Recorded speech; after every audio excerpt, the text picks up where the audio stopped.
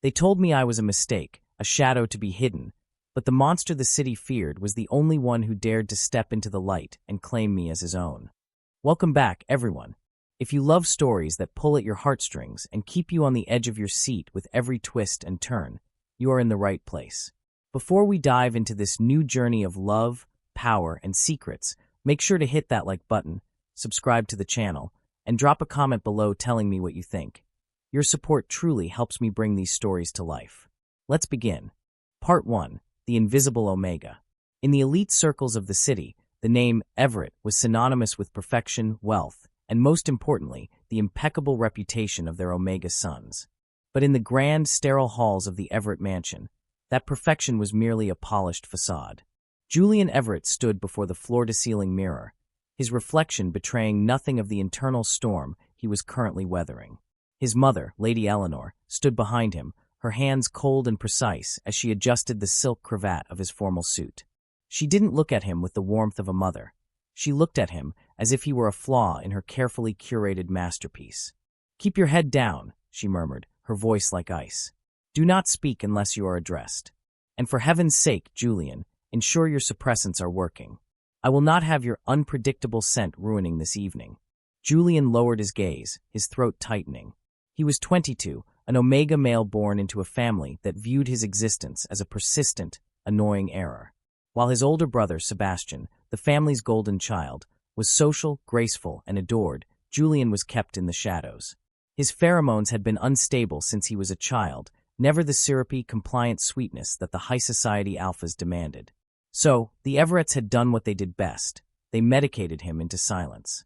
"Tonight is critical," Eleanor continued, ignoring his silence. "The Blackwood family is hosting. Silas Blackwood himself will be there. Sebastian has been preparing for this. He is expected to secure a partnership that will elevate us beyond our current standing. You are merely background noise, Julian. Do not make yourself pitiful." Pitiful. Julian had heard worse. He reached into his pocket, his fingers brushing against the cold, metallic surface of his pill case. He had taken a double dose that morning, the chemical bitterness a constant companion on his tongue, leaving a dull, rhythmic ache behind his eyes. When his mother finally swept out of the room, leaving the scent of expensive perfume and sharp disapproval in her wake, Julian allowed himself a ragged breath. He walked over to the window, watching the rain streak against the glass. He wasn't excited for the gala. He wasn't excited for anything. He was simply waiting for the night to end so he could return to his room, his books, and his invisibility. He had always found comfort in numbers, financial ledgers, market trends, and risk assessment models. They were honest. They didn't lie, they didn't demand perfection, and they didn't care about his pheromones. A soft knock on the door broke his reverie. Sebastian stepped inside, his expression softened by a flicker of genuine concern that Julian rarely saw in their home. "You took the strong ones again, didn't you?" Sebastian asked, his voice barely above a whisper. Julian closed his eyes for a second, nodding. "Mother insisted. She insists on a lot of things that don't make her right," Sebastian sighed, coming over to adjust the lapel of Julian's jacket. He touched Julian's shoulder, a grounding, brotherly gesture that Julian clung to. "If the suppressants make you dizzy, find a place to sit. I'll cover for you. You don't have to be on display tonight." "She'll be furious if she sees you paying me attention," Julian murmured. Sebastian gave him a tired, bittersweet smile. "Let her be angry. Just don't let her convince you that you don't matter, Julian. Because you do." Julian wanted to answer, to tell Sebastian that the cruelty wasn't that his mother believed he was useless, but that somewhere in the deepest, most quiet part of his soul, he had started to believe it too. But the words stayed trapped. They always did. When they arrived at the gala, held in a private, fortress-like hotel owned by the Blackwood conglomerate, the atmosphere was thick with unspoken power. The room was filled with the city's elite, but they all orbited the same center of gravity, the Blackwood family. Sebastian moved through the crowd like a prince, his laughter musical, his posture perfect. Julian drifted behind them, keeping his head bowed. As soon as his mother turned her attention to a group of influential investors, Julian slipped away. He found sanctuary in the back of the hall, tucked behind a massive floral arrangement. It was quiet, shadowed, and perfectly ignored. He opened a small notebook, ready to lose himself in his own thoughts, when the music suddenly softened. It didn't stop, it just died down, as if the room itself was holding its breath. Then he felt it. Not a scent, but a pressure. A heaviness in the air that made the fine hairs on his arms stand up. Silas Blackwood had arrived. He didn't need an announcement. The room shifted, bowing in reverence, the air crackling with the kind of primal intensity that only the most dominant alphas possessed. Julian told himself to keep his eyes on his notebook, to remain the ghost he was trained to be. But, as if pulled by an invisible string, he looked up. Silas Blackwood was a man of terrifying presence, sharp, calm, and utterly detached from the fawning crowd around him. He moved through the ballroom like a predator who knew he was the most dangerous creature in the forest. And then, his gaze didn't sweep over Sebastian. It didn't land on Lady Eleanor. His eyes, dark and piercing, cut straight through the crowd, past the bowing alphas and the eager omegas, and landed directly on the shadow behind the flowers. On Julian. Julian's breath hitched. The world seemed to stop. He scrambled to look back down at his book, his pulse hammering against his ribs, but the feeling of those eyes, heavy, direct, and unmoving, pressed against his skin like a physical weight. Panic rose in his throat. Did the suppressants fail? He thought, his fingers trembling as they reached for his pill case. Then, footsteps approached. Slow, deliberate. The chatter in the room thinned, then vanished entirely as the crowd parted, making way for the man who owned the city. A shadow fell across Julian's page. An interesting choice of reading for a gala, don't you think? The voice was low, smooth, and entirely too close. Julian looked up, his heart stopping in his chest. Silas Blackwood was standing in front of him, looming over him, his eyes filled with a curious, dangerous intensity. I apologize, Julian stammered, standing up so quickly that his book slid from his lap. I didn't mean to. To what? Silas asked, his head tilting slightly as he scanned the empty chair behind the flowers, the hidden corner, and then, finally, Julian's terrified face. To exist in a place where I might see you. That's not what I meant, Julian whispered, clutching his arms to his chest. Silas smirked, though it didn't reach his eyes. The expression was something far sharper. Then what did you mean? Julian should have offered a polite excuse. He should have been the invisible, obedient Omega his mother raised. But as Silas's gaze locked onto his, the lie felt impossible. I meant that I was told to be invisible, Julian admitted, his voice barely audible. I was told not to draw attention. For a moment, Silas's expression changed, a flicker of something unreadable, something that wasn't boredom, and certainly wasn't pity. You are the only person in this room, Silas said, his voice dropping to a low, intimate hum, who isn't performing for me. Julian felt a cold shiver run down his spine. This was the moment. The point of no return. End of Part 1. Part 2, the public claim. Across the sprawling, crystal-lit expanse of the ballroom, Lady Eleanor Everett had suddenly gone as still as a statue. Sebastian, too, was staring, his normally composed expression fractured by shock and a rising tide of anxiety. Julian didn't need to look at them to know. He could feel the collective weight of 100 gazes pressing into his spine. You shouldn't be speaking to me, Julian whispered, his voice trembling as he instinctively took a half-step back, pressing closer to the floral arrangement as if it could swallow him whole. Shouldn't I? Silas Blackwood's voice was a low, resonant hum that vibrated right through the heavy air. No, Julian answered, his eyes fixed on the lapel of Silas's immaculate, midnight blue suit. Because I am not the one they brought here for you. Because I am the mistake. Because if you look at me for too long, my mother will punish me for being seen. He didn't actually say the words out loud. He kept them locked behind his teeth. Instead, he forced his gaze downward and offered the only safe truth he had. Because I am no one important, Mr. Blackwood. For the first time since he had entered the room, Silas's expression shifted entirely. The detached boredom vanished. His dark eyes flared, turning stormier, not with anger directed at Julian, but at the sheer absolute resignation in the Omega's voice. Silas stepped closer.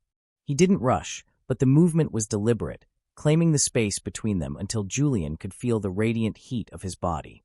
The scent of him, rich dark cedar, petrichor, and a sharp, intoxicating spice, brushed against Julian's senses, slipping right through the heavy chemical barrier of his suppressants. I decide who is important to me, Silas said, his words dropping like heavy stones into the silence of their secluded corner. Julian forgot how to breathe. The entire hall seemed to freeze in time. Then, Silas extended his large, elegant hand, the silver cufflinks at his wrist catching the dim light. Dance with me. Julian stared at the offered hand, as if it were a loaded weapon. A miracle. A trap. From across the room, he could practically feel his mother's fury burning hot enough to ignite the silk curtains. He knew he should refuse. He knew exactly what the consequences would be the moment they stepped into the Everett's private car. But Silas's hand remained suspended there, steady and waiting. And for the first time in his 22 years of life, a man of absolute, terrifying power was not telling Julian to disappear. He was asking him to step into the light. For 3 agonizing seconds, Julian forgot the watching ballroom. He forgot the wealthy elite, the calculating alphas, and the whispering omegas. All he saw was the hand extended toward him. "You want to dance with me?" Julian asked carefully, his voice barely a breath. Silas looked profoundly unimpressed by the hesitation. "That is typically what people mean when they extend their hand on a dance floor, yes. You should ask my brother. Sebastian is." No. The answer was instantaneous. It wasn't cold, but it left no room for argument. It was an absolute certainty. Julian's fingers tightened painfully around the notebook still clutched in his hand. "You do not even know me." "I know enough to be interested," Silas countered smoothly. Interested. The word was dangerous. Every survival instinct Julian possessed screamed at him to run. Men like Silas Blackwood did not just look at omegas like Julian, they consumed them. They altered the trajectory of lives entirely by accident. Yet, Silas's hand remained, patient in a way that made rejecting him feel like the greatest crime Julian could ever commit. Slowly, his hand trembling, Julian placed his palm against Silas's.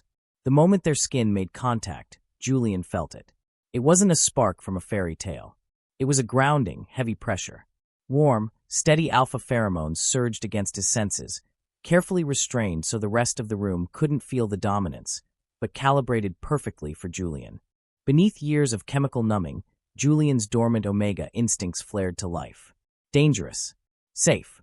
Predator. Protector. All at once. Silas guided him out from behind the shadows and directly into the center of the ballroom.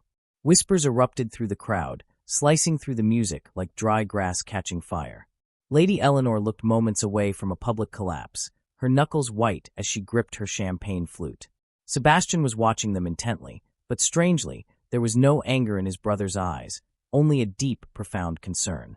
The string quartet, realizing the king of the city had taken the floor, seamlessly shifted into a slower, more haunting rhythm. Silas placed one large, warm hand securely against the curve of Julian's waist. "You are incredibly tense," Silas observed, his voice rumbling in his chest. "I think half the city wants me dead right now," Julian murmured, keeping his gaze firmly fixed on Silas's shoulder. "Only half." Silas mused, his tone dry. Despite himself, a short, breathless laugh escaped Julian's lips. The sound startled him so much that his eyes darted up to meet Silas's. Silas noticed the shock. "You are not used to feeling at ease around people." "That is a very presumptuous observation to make after knowing someone for less than 5 minutes," Julian defended weakly. "And yet I am correct." Julian hated that he was. They moved across the polished marble floor smoothly. Silas led with an effortless grace that proved he was a man who never questioned whether others would follow. The sheer, terrifying confidence in his movements made Julian feel light, almost unmoored. "You were reading financial risk assessments at the social event of the season," Silas said, steering them past a pair of gaping socialites. "Why?" "It was something to do." "Do you enjoy finance?" "I enjoy understanding how leverage works," Julian replied softly. "Numbers are honest. They don't smile at you while planning to use you." That answer seemed to intrigue Silas more than anything else. His dark eyes analyzed Julian's face. "How old are you?" 22. 22. "And your family still forces you to hide behind floral arrangements like a dirty secret." Silas's voice dropped a fraction, the alpha undertone vibrating with a sudden, sharp displeasure. Heat rushed to Julian's cheeks. "You noticed that?" "I notice everything that matters." Silas's gaze dropped to Julian's pale neck, then back to his eyes. "You dislike these events." "It is difficult to enjoy a room where everyone is desperately trying to sell something," Julian admitted, the words slipping out far more honestly than he intended. "And what are they trying to sell me tonight?" Silas asked, his thumb lightly stroking the fabric at Julian's waist. "Themselves. Their loyalty. Their children. Their usefulness. And you." Julian swallowed hard, his heart hammering a frantic rhythm against his ribs. "I was not supposed to be seen at all." Silas's hand tightened on Julian's waist. Your mother made that abundantly clear. She looks at you as if you are a liability. There was no pity in Silas's voice. Just blunt, surgical observation. Oddly, the lack of pity made the words hurt less. She prefers things that are easier to display, Julian whispered. Like Sebastian. He is kind. He is everything my family wanted. That is not his fault, Silas stated, studying Julian's face with an intensity that made the room blur around them. But you defend the people who hurt you. That is a dangerous habit. Suddenly, a wave of dizziness hit Julian. The double dose of suppressants was warring violently with the pure, concentrated alpha pheromones rolling off the man holding him. Julian's breath hitched, his skin growing feverishly warm, his pulse fluttering erratically. He subtly pressed his fingernails into his own palm to ground himself. Silas noticed the micro-expression immediately. His eyes narrowed, snapping down to Julian's pale face. What did you take tonight? Julian's head snapped up. Excuse me. The suppressants, Silas demanded, his voice dropping into a lethal, quiet register. What brand? What dosage? Julian's stomach twisted. Most alphas didn't know enough, or care enough, about omega biology to identify side effects so rapidly. You shouldn't ask omegas questions like that. And your family shouldn't be forcing enough synthetic chemicals down your throat to make your pulse erratic, Silas countered coldly. How long have you been on this dosage? That is none of your business. Perhaps not, but I profoundly dislike seeing beautiful things carelessly damaged. Julian froze.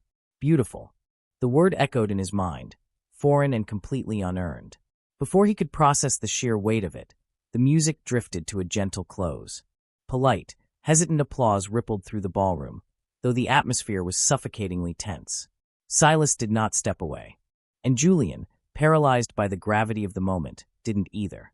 Then, the cold reality of his life shattered the bubble. Lady Eleanor arrived. Her smile was a terrifying, painful stretch of painted lips, her eyes venomous.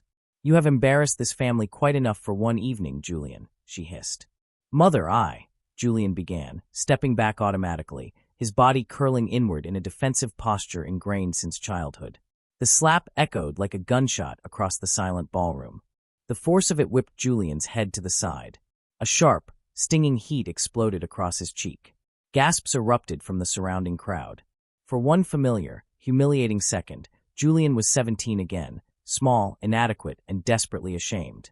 Eleanor grabbed his wrist, her perfectly manicured nails digging painfully into his skin. You foolish, pathetic child, she spat under her breath. Did you really think one dance makes you anything other than a burden? Before Julian could even draw a breath, another hand closed around Eleanor's wrist. It was a grip of iron, firm, immovable. The entire room plunged into absolute, terrified silence. Silas Blackwood stood beside them, his expression completely blank, stripped of all humanity.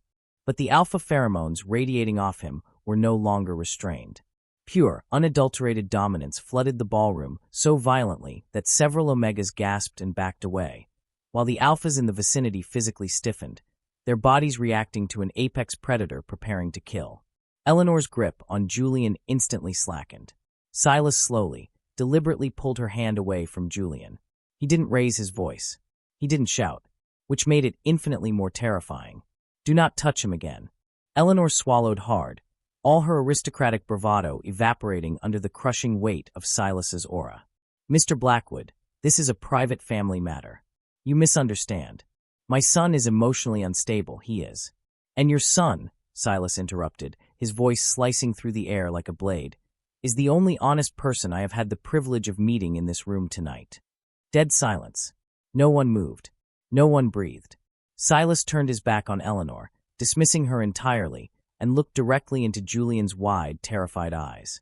The intense, suffocating pheromones in the room dialed back just enough for Julian to breathe, wrapping around him in a protective, possessive cocoon. I want to see you again, Julian, Silas said softly, the command disguised as a request. And for the first time in his life, the spark of hope in Julian's chest felt infinitely more terrifying than the cruelty he had always known. The ride back to the Everett estate was a dangerous, suffocating vacuum of sound. Lady Eleanor sat rigidly across from Julian and Sebastian, her gloved hands folded so tightly in her lap her knuckles were white. Fury radiated from her in jagged waves. Julian kept his eyes locked on his lap, his cheek still burning with a dull, throbbing ache where she had struck him. Sebastian looked exhausted. He had opened his mouth twice to speak during the drive, but each time, Eleanor had silenced him with a single lethal glare. The moment the heavy oak doors of the mansion closed behind them, the storm broke. "What exactly were you trying to accomplish tonight?" Eleanor shrieked, the sound echoing off the vaulted ceiling of the foyer. Julian blinked, exhaustion settling deep in his bones. "Nothing. Do not lie to me." She stepped into his personal space, her face contorted. "You humiliated us." Silas Blackwood ignored every prominent Omega in the city and walked straight to you. "Explain that." "I cannot." The honest answer only fueled her rage. "You think this is a victory? You think a man like him looks at a broken, defective Omega with good intentions? He was mocking you. Mocking us." "Mother, stop," Sebastian interjected, stepping between them. "You stay out of this, Sebastian." Eleanor snapped. She turned her venom back to Julian.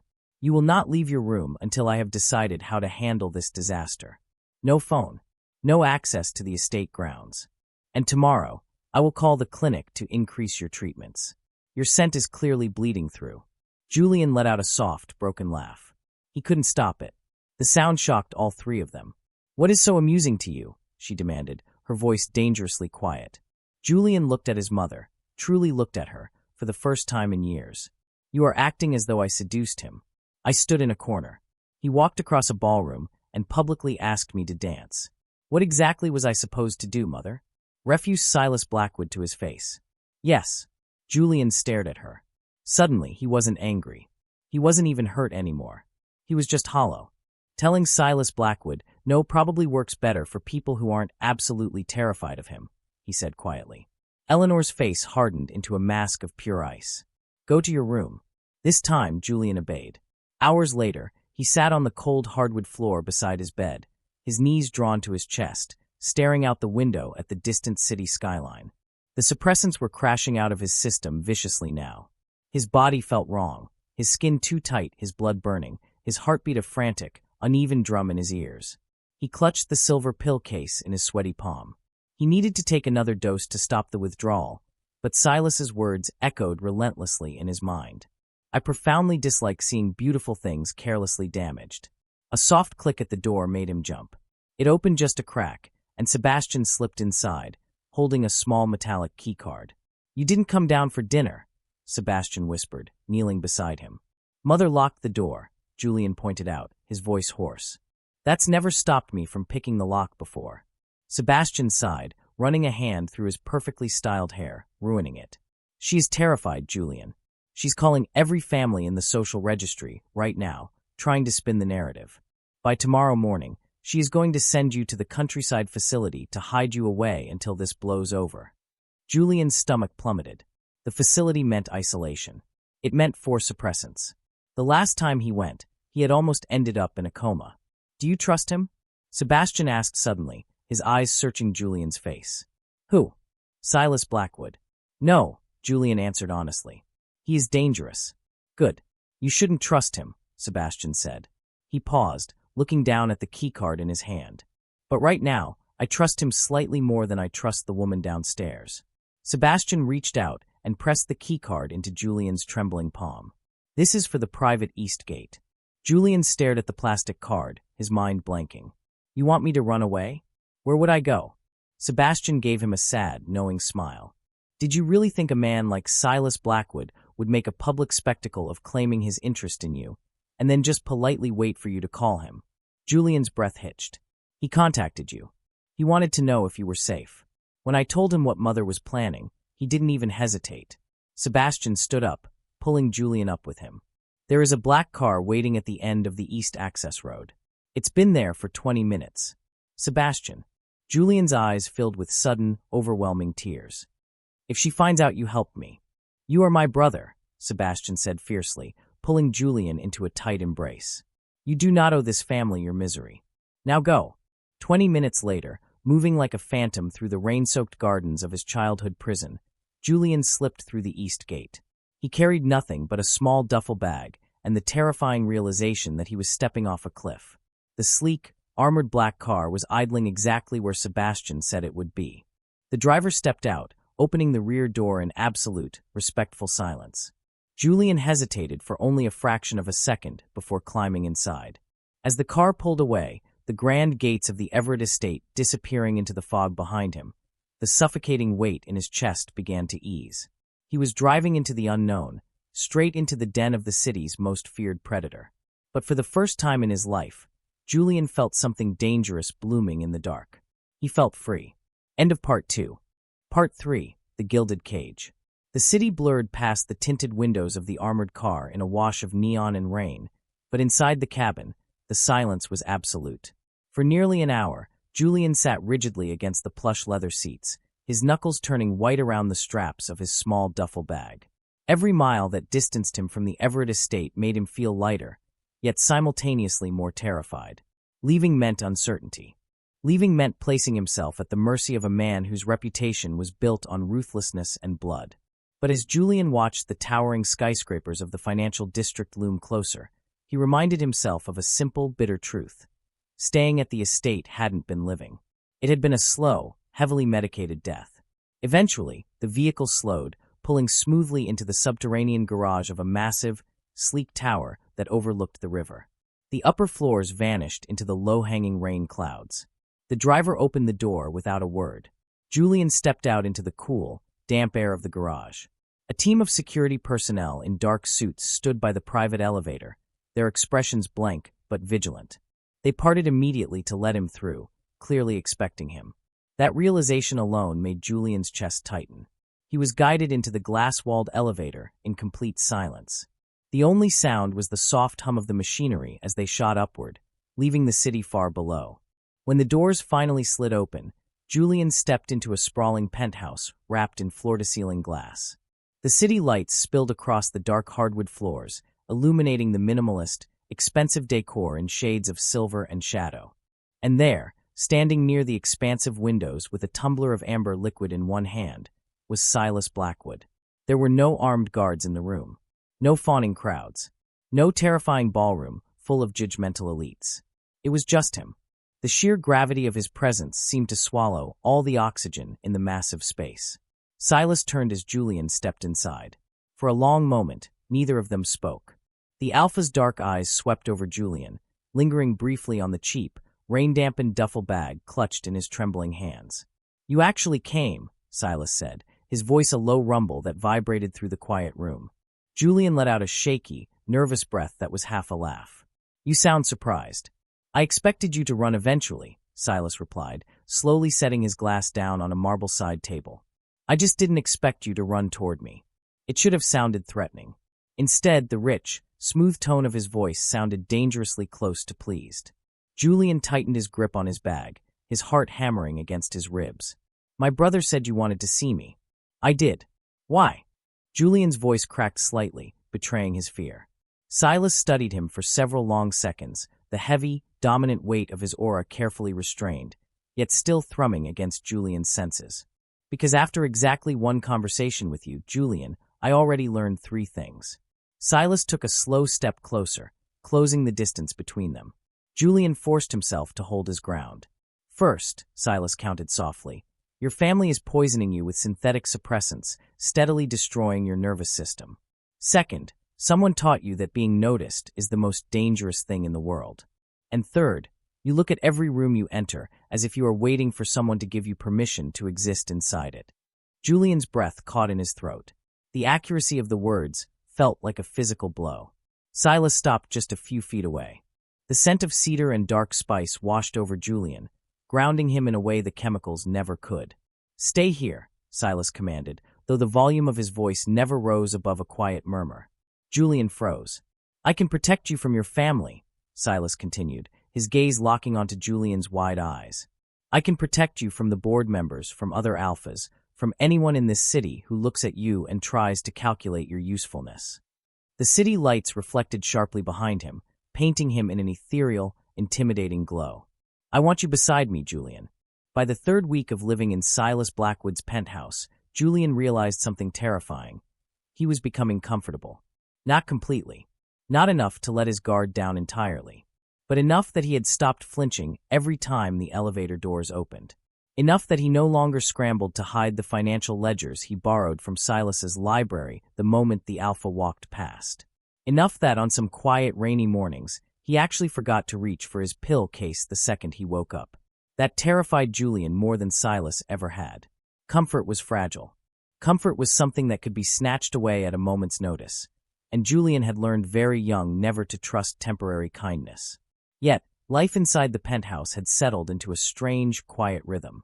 Silas left for meetings at unpredictable hours, often returning long after midnight smelling faintly of cigar smoke, expensive liquor, and the sharp metallic tang of danger. Yet, no matter how late he returned, or how exhausted he looked, he always checked to see if Julian had eaten. At first, Julian assumed it was mere obligation. Then, he realized Silas simply remembered everything. He knew which blend of Earl Grey Julian preferred. He knew which foods Julian couldn't stomach after a harsh dose of suppressants. He knew which nights Julian's chemical-induced migraines flared up, leaving dim lighting and a glass of water on the nightstand without a word. He knew which topics made Julian retreat into his shell. No one had ever paid attention to Julian long enough to notice his patterns. That was the problem. It was making the idea of leaving impossible. One evening, the rain was lashing softly against the massive glass windows. Julian sat curled in a leather armchair in Silas's private office, a thick stack of maritime contract reports resting on his lap. Silas was standing behind him, reading over his shoulder in a comfortable, companionable silence. The Alpha's warmth radiated against Julian's back, a steady, anchoring presence. "You missed something," Julian murmured eventually, tapping his pen against a specific clause on the third page. Silas hummed, the sound vibrating deep in his chest. "Did I?" "This shipping route," Julian explained, leaning forward to trace a line of numbers. "Someone altered the transit timing deliberately. It's a skimming operation. They are trying to siphon capital from the western ports by hiding it in operational delays." "A test," Silas noted, his tone completely unfazed. "To see whether I would notice the discrepancy before signing the quarterlies." Julian frowned, looking up at him. "They were careless." "No." Silas's dark eyes shifted from the document down to Julian's face, his gaze lingering on the soft curve of Julian's jaw. "You are just significantly smarter than they anticipated." The compliment landed awkwardly in Julian's chest, making his heart perform a strange, fluttery leap. Before he could formulate a polite response, a sudden, violent wave of dizziness crashed into him. The room tilted sharply. Julian gasped, his hand slipping off the armrest and smacking against the heavy oak desk. Silas caught his wrist instantly, his grip firm but careful. "Julian." "I'm fine," Julian gasped out, though black spots danced across his vision. "You say that entirely too often." Silas's voice hardened. The office suddenly felt unbearably hot. Julian tried to pull his hand back, his fingers trembling wildly. I just forgot the evening dose of my suppressants. It's a withdrawal spike." Silas's expression darkened instantly, a storm gathering in his eyes. "How many doses have you skipped this week?" Julian avoided his gaze, squeezing his eyes shut against a sudden, sharp spike of pain in his temples. That silence was answer enough. Silas swore quietly, a harsh sound under his breath. "You should have told me your body was adjusting." "It is not serious, Silas," Julian pleaded. Something about the Alpha's tone made him look up. It was concern.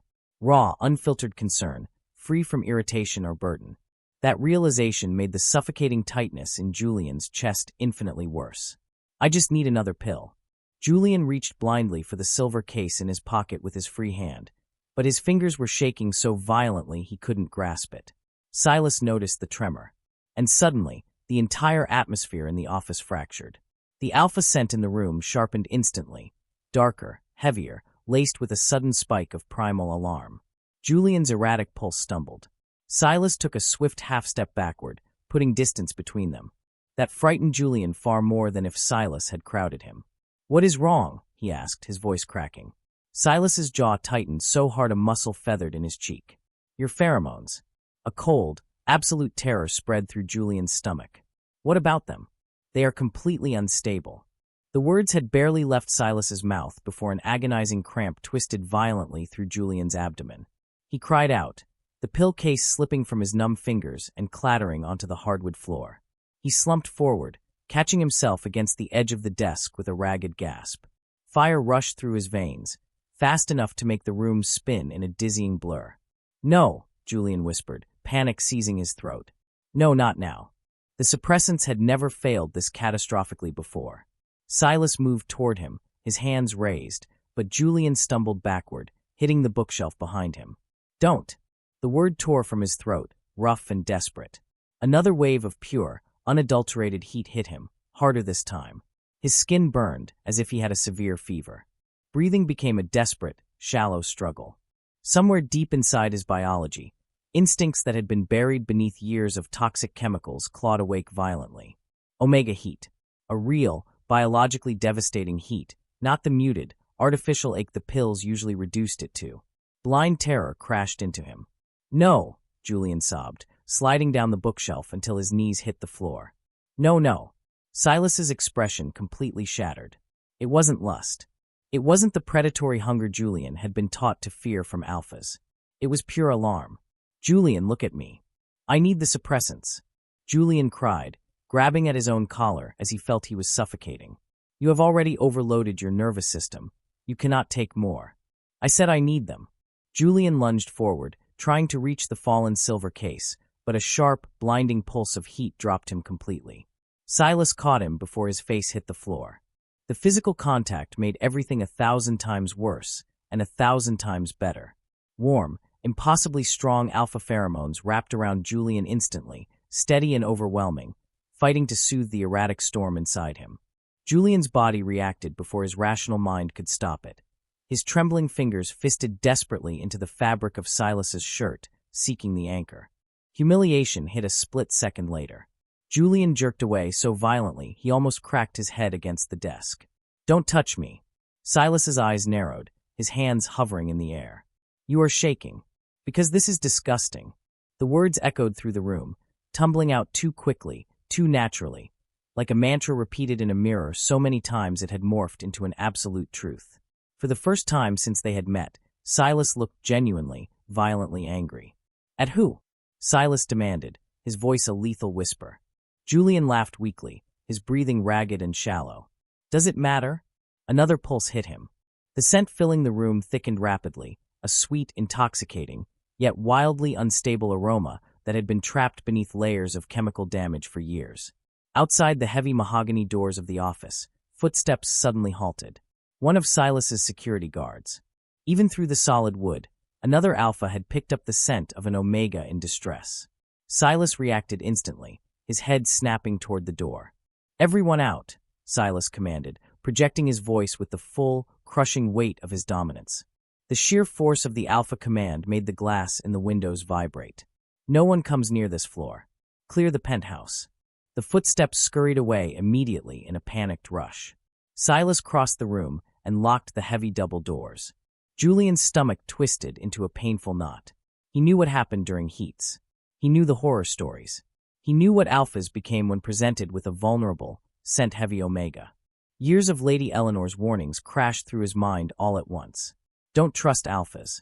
Do not let them scent weakness. Do not let them corner you.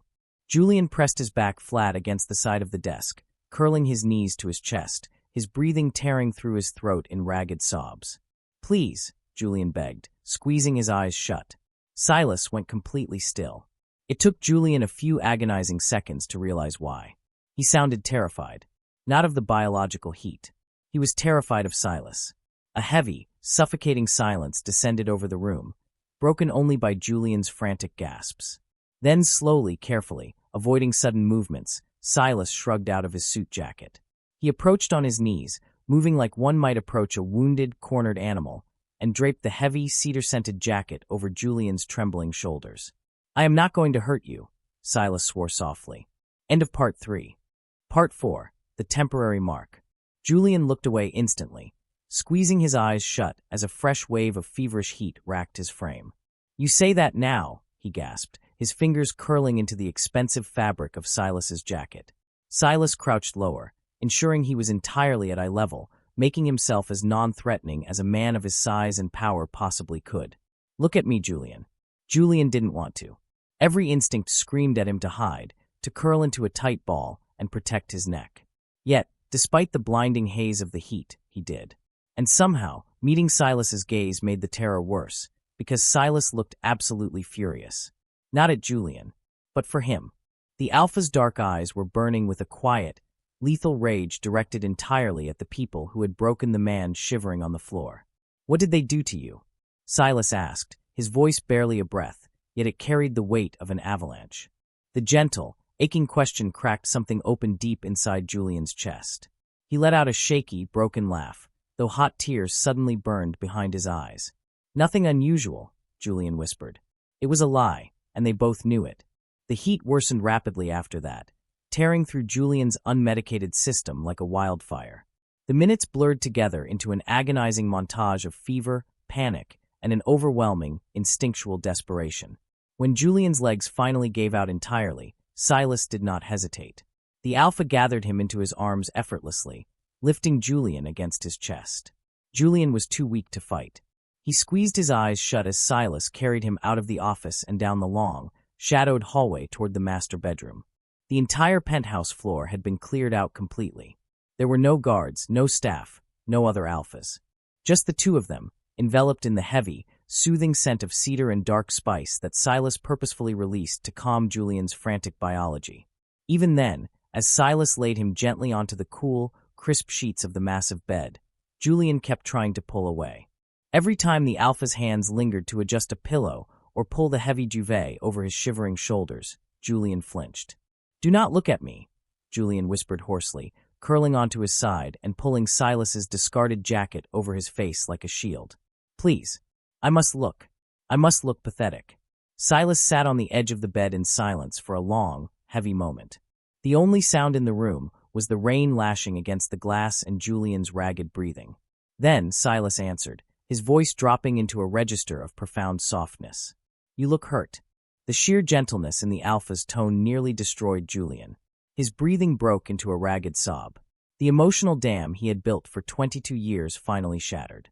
Years of humiliation, fear, suppressants, and isolation surfaced all at once, drowning him in a sea of inadequacy. "No one chooses Omega men like me," Julian cried, pressing his trembling fingers against his own mouth, deeply ashamed that the words had finally escaped the prison of his mind. But it was too late to take them back. "No one ever wants us. We are just broken things to be hidden away." Silas's eyes darkened to pitch black. Slowly, deliberately, ignoring Julian's flinch, Silas reached out. His large, warm hand cupped the side of Julian's tear-stained face, his thumb gently swiping away a stray tear.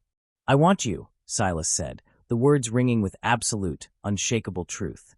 And for the first time that night, Julian was too exhausted and too desperate for it to be true to pull away. When Julian woke the next morning, the first thing he registered was warmth. Not the searing, unbearable agony of the heat, just a deep, radiating warmth. For a few confused seconds, he stayed completely still beneath the heavy blankets, staring blankly at the unfamiliar, vaulted ceiling. His mind felt sluggish, trying to piece together the fractured memories of the previous night. The failed suppressants, the panic, the devastating heat, Silas carrying him. Then Julian felt it. A steady, rhythmic heartbeat beneath his cheek. His entire body froze. Silas was sitting up against the tufted headboard, his laptop resting on his knees, with Julian half-curled against his chest. The Alpha's arm was draped loosely, protectively around Julian's waist. Judging by the dark shadows beneath Silas's eyes and the tense set of his shoulders, the man hadn't slept a single minute. He had stayed awake, standing guard over Julian through the worst of the fever. Julian pulled back immediately, scrambling across the mattress until his back hit the opposite headboard.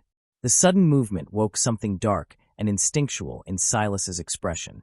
The Alpha scent around him sharpened for a fraction of a second, possessive and alarmed, before Silas ruthlessly forced it back under control. He closed his laptop and set it aside, watching Julian carefully.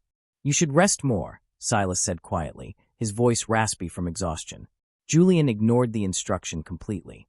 His hand flew to his neck. Right over his scent gland, just beneath his racing pulse, he felt it.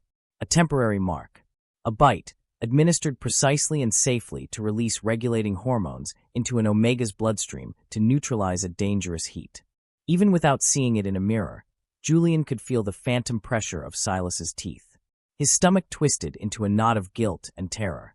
"I'm sorry," Julian blurted out immediately, his eyes dropping to his trembling hands. Silas frowned deeply, his brow furrowing. For what? For causing so much trouble. For forcing you to do this to calm me down. I was a burden. Something icy and dangerously sharp entered Silas's eyes. He went perfectly still. You almost collapsed from years of irreversible chemical damage, Silas said, his voice dropping to a deadly, quiet register. You suffered through a traumatic, unmedicated biological spike, and your very first thought upon waking up is to apologize to me for being a burden? Julian looked away, his throat working convulsively. That silence was answer enough. Silas exhaled a slow, heavy breath, visibly attempting to rein in his temper. He stood up from the bed, towering over Julian in his wrinkled dress shirt. Eat the breakfast on the tray. I have already called a specialist. Julian blinked in confusion. A specialist? A doctor who actually understands how Omega biology functions, Silas said, the bitterness in his tone startling Julian. Silas rarely sounded emotional about anything. Instead of a butcher who sedates Omegas until they stop inconveniencing their rich, pathetic families. Before Julian could process the fierce protectiveness in the Alpha's words, Silas's phone vibrated sharply against the nightstand. Silas picked it up, glancing at the screen. His expression darkened instantly. The air in the room grew suffocatingly heavy. What happened? Julian asked carefully, his heart rate accelerating. For several agonizing seconds, Silas said nothing. His jaw was clenched so tight it looked as though it might shatter. Then, without a word, he turned the phone around and handed it to Julian. Julian's blood ran ice cold. Photos filled the screen. High definition, invasive pictures from the gala. Pictures of Silas holding Julian during their dance, their faces inches apart. Photos taken from a distance outside the penthouse garage, showing Julian clutching his duffel bag as he climbed out of the armored car. And the headlines beneath them were vicious. Hidden Omega seduces underworld king. The Everett family's dark secret uses pheromones to trap Silas Blackwood. Mob boss's fatal weakness revealed in shocking gala scandal. Julian stopped reading, his chest tightening so painfully he couldn't draw a breath. The phone slipped from his hands, tumbling onto the duvet. This is because of me. No, Silas said calmly, adjusting his cuffs. This is because people are stupid. They are attacking you, Silas. They are trying to ruin your reputation by tying you to me. Julian. My family leaked this, Julian interrupted, his voice hollow and numb. Silas did not deny it. The confirmation hurt worse than Julian expected. He should have been used to his mother's cruelty by now. Instead, all he could think about was Sebastian, trapped in that house, forced to watch their mother destroy Julian's life from afar. Silas stepped closer, his dark eyes fixed on Julian's pale face. You are not responsible for other people's cruelty. Julian laughed softly, a broken, empty sound. No one raised me believing that, Silas. For the rest of the day, the atmosphere inside the penthouse felt like a war room. Security was doubled. Silas took several calls behind closed doors, his voice a low, terrifying rumble that promised violence. Meanwhile, Julian was left to drown in the digital noise. Everywhere online, his mere existence had become entertainment for people powerful enough to destroy others for fun. Omega men are desperate by nature. No wonder he trapped Blackwood. He's damaged goods. He should be grateful someone as powerful as Silas wants him at all. A scandal waiting to happen. Julian read too much of it. By evening, the venomous words had settled deep beneath his skin, acting like a familiar, comforting poison. He sat alone in Silas's dark office, staring blankly at the sprawling city lights beyond the rain-streaked glass. Panic was slowly building a fortress in his chest. This was what happened when people looked at him for too long. Everything became ugly.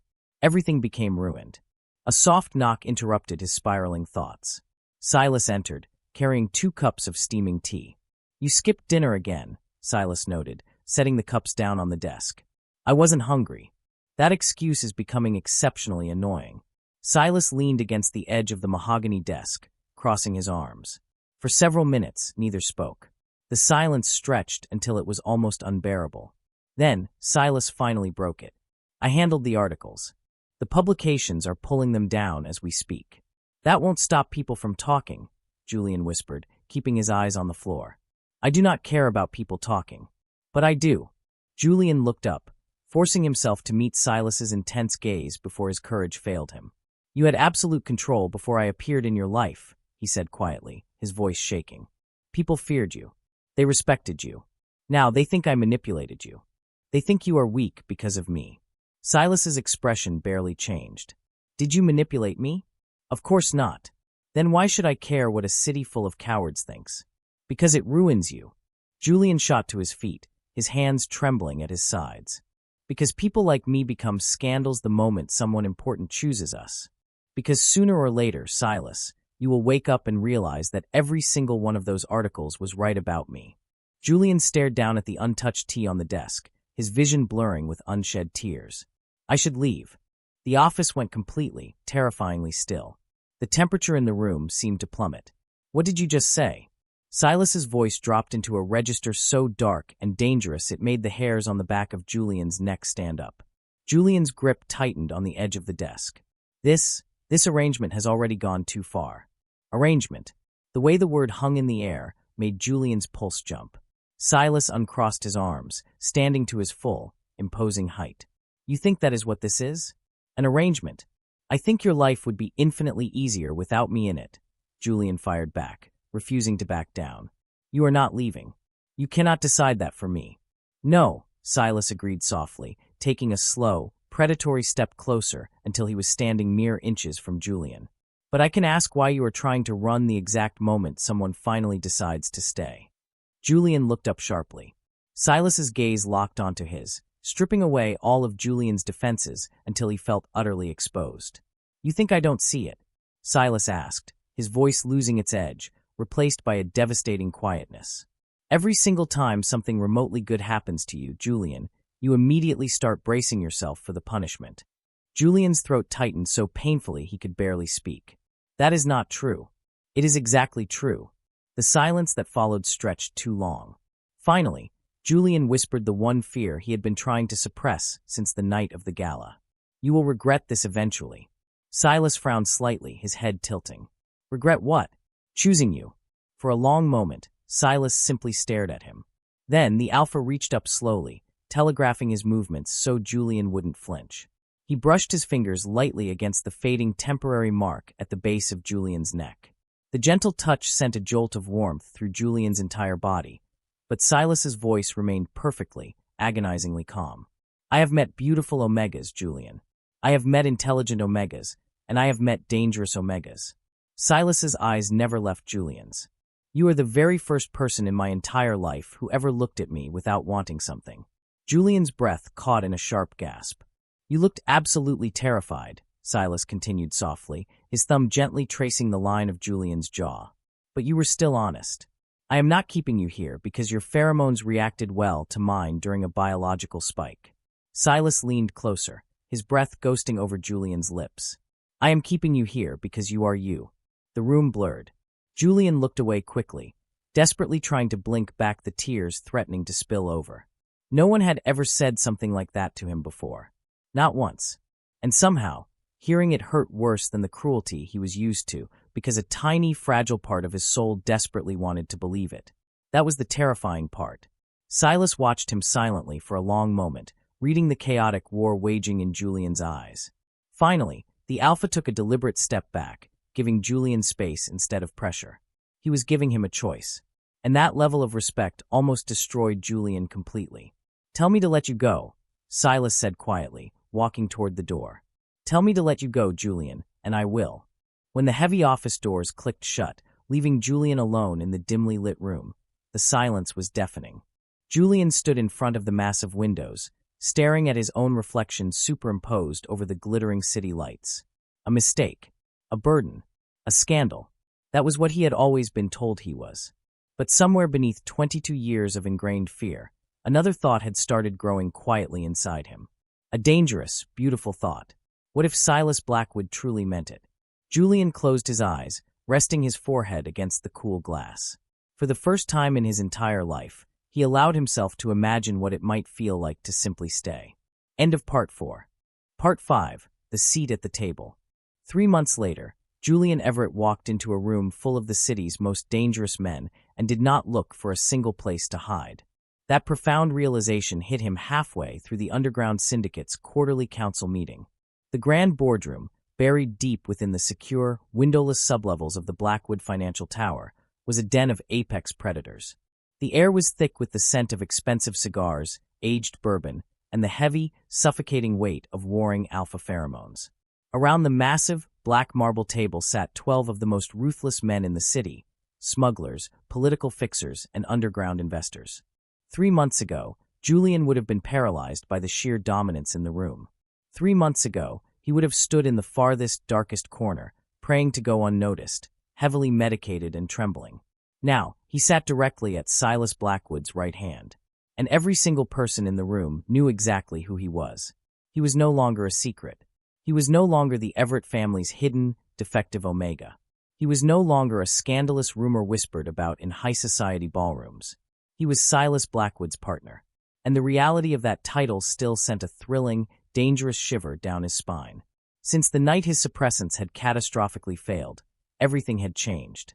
Under the care of a trusted specialist, Julian's system had finally been purged of the toxic chemicals his mother had forced upon him. His natural scent had bloomed, a crisp, delicate note of winter frost and white tea, and while it was undeniably Omega, it was no longer unstable. It was grounded, wrapped entirely in the protective, lingering cedar and spice of Silas's own aura.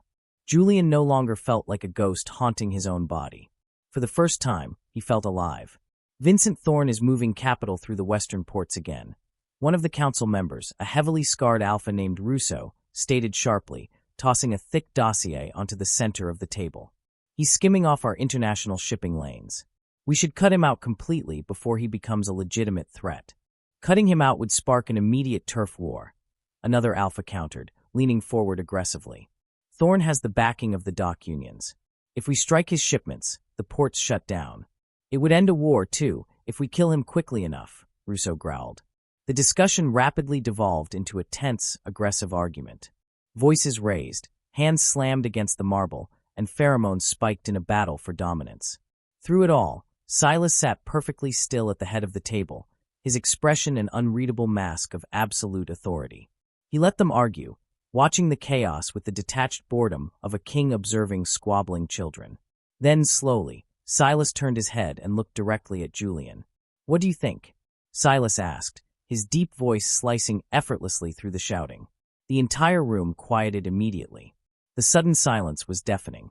It wasn't because Julian held any official rank or authority within the syndicate, but because Silas Blackwood asking for his strategic opinion in front of the council meant that Julian's answer mattered more than anyone else's. Julian felt 12 pairs of hard, calculating eyes turned toward him. He didn't flinch. He didn't lower his gaze. Instead, he calmly looked down at the financial documents spread across the table, his mind effortlessly analyzing the numbers. If Thorne actually wanted a war, he would already be attacking our physical assets directly, Julian said evenly, his voice steady and clear in the quiet room. He wouldn't be leaving a paper trail of skimmed capital in the western ports. Several men frowned, exchanging skeptical glances. Julian met Russo's gaze head-on. Thorne is deliberately provoking a reaction. He knows his numbers are sloppy. He wants Silas to retaliate harshly in front of the council to make the Blackwood Syndicate look unstable and overly aggressive to our overseas partners. If we strike his shipments first, we give him exactly the political leverage he is fishing for. Silence followed the assessment. It was a flawless, surgical breakdown of the financial warfare at play. Then an older, deeply arrogant alpha named Carlyle let out a condescending scoff, leaning back in his leather chair. And we are supposed to trust the strategic judgment of an Omega who was locked in his bedroom by his own mother until a few months ago? The atmosphere in the room shifted so violently it felt as though the oxygen had been sucked out through the vents. Before Julian or anyone else could even blink, Silas spoke. He didn't raise his voice. He didn't slam his fist on the table. He didn't even look at Carlyle. "You are entirely free to leave this table, Carlyle," Silas said, the chilling, absolute calmness of his tone freezing the blood of every man present. "And you are free to leave this city. Tonight.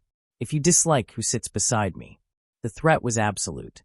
The monstrous, suffocating weight of Silas's true alpha dominance slammed into the room, concentrated entirely on the older man. Carlyle's face drained of color instantly. He stiffened, his instincts screaming at him to submit to the apex predator. That was not my intention, Silas," Carlyle stammered, immediately lowering his gaze to the polished marble. Silas slowly turned his head to look at the man, his eyes entirely devoid of mercy. Then be exceedingly careful how you speak to him in the future. The room fell into a deathly, terrified silence once more. Beside him, Julian felt a profound, radiant warmth spread slowly through his chest. It wasn't embarrassment. It wasn't the crippling fear he used to feel when the spotlight was thrown on him. It was something far steadier, far deeper. It was belonging. The underground meeting ended nearly an hour later. One by one, the council members filed out, their demeanors significantly more subdued than when they had arrived. Eventually, only Julian and Silas remained in the private glass-walled office upstairs, overlooking the rain-slicked city. Julian leaned back in his plush chair, exhaling a long, quiet breath.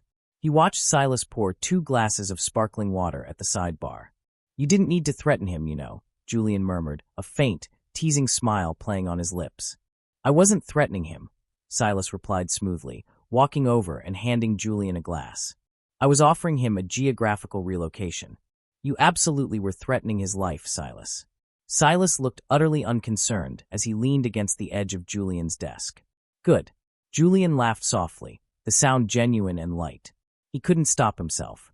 It still surprised him sometimes how terrifyingly easy it had become to laugh around a man the rest of the world considered a monster. Silas watched him, the dangerous, lethal edge in the Alpha's eyes melting away instantly, replaced by a profound, focused warmth that was reserved for Julian alone. "You handled the meeting flawlessly," Silas said after a moment, taking a slow sip of his water.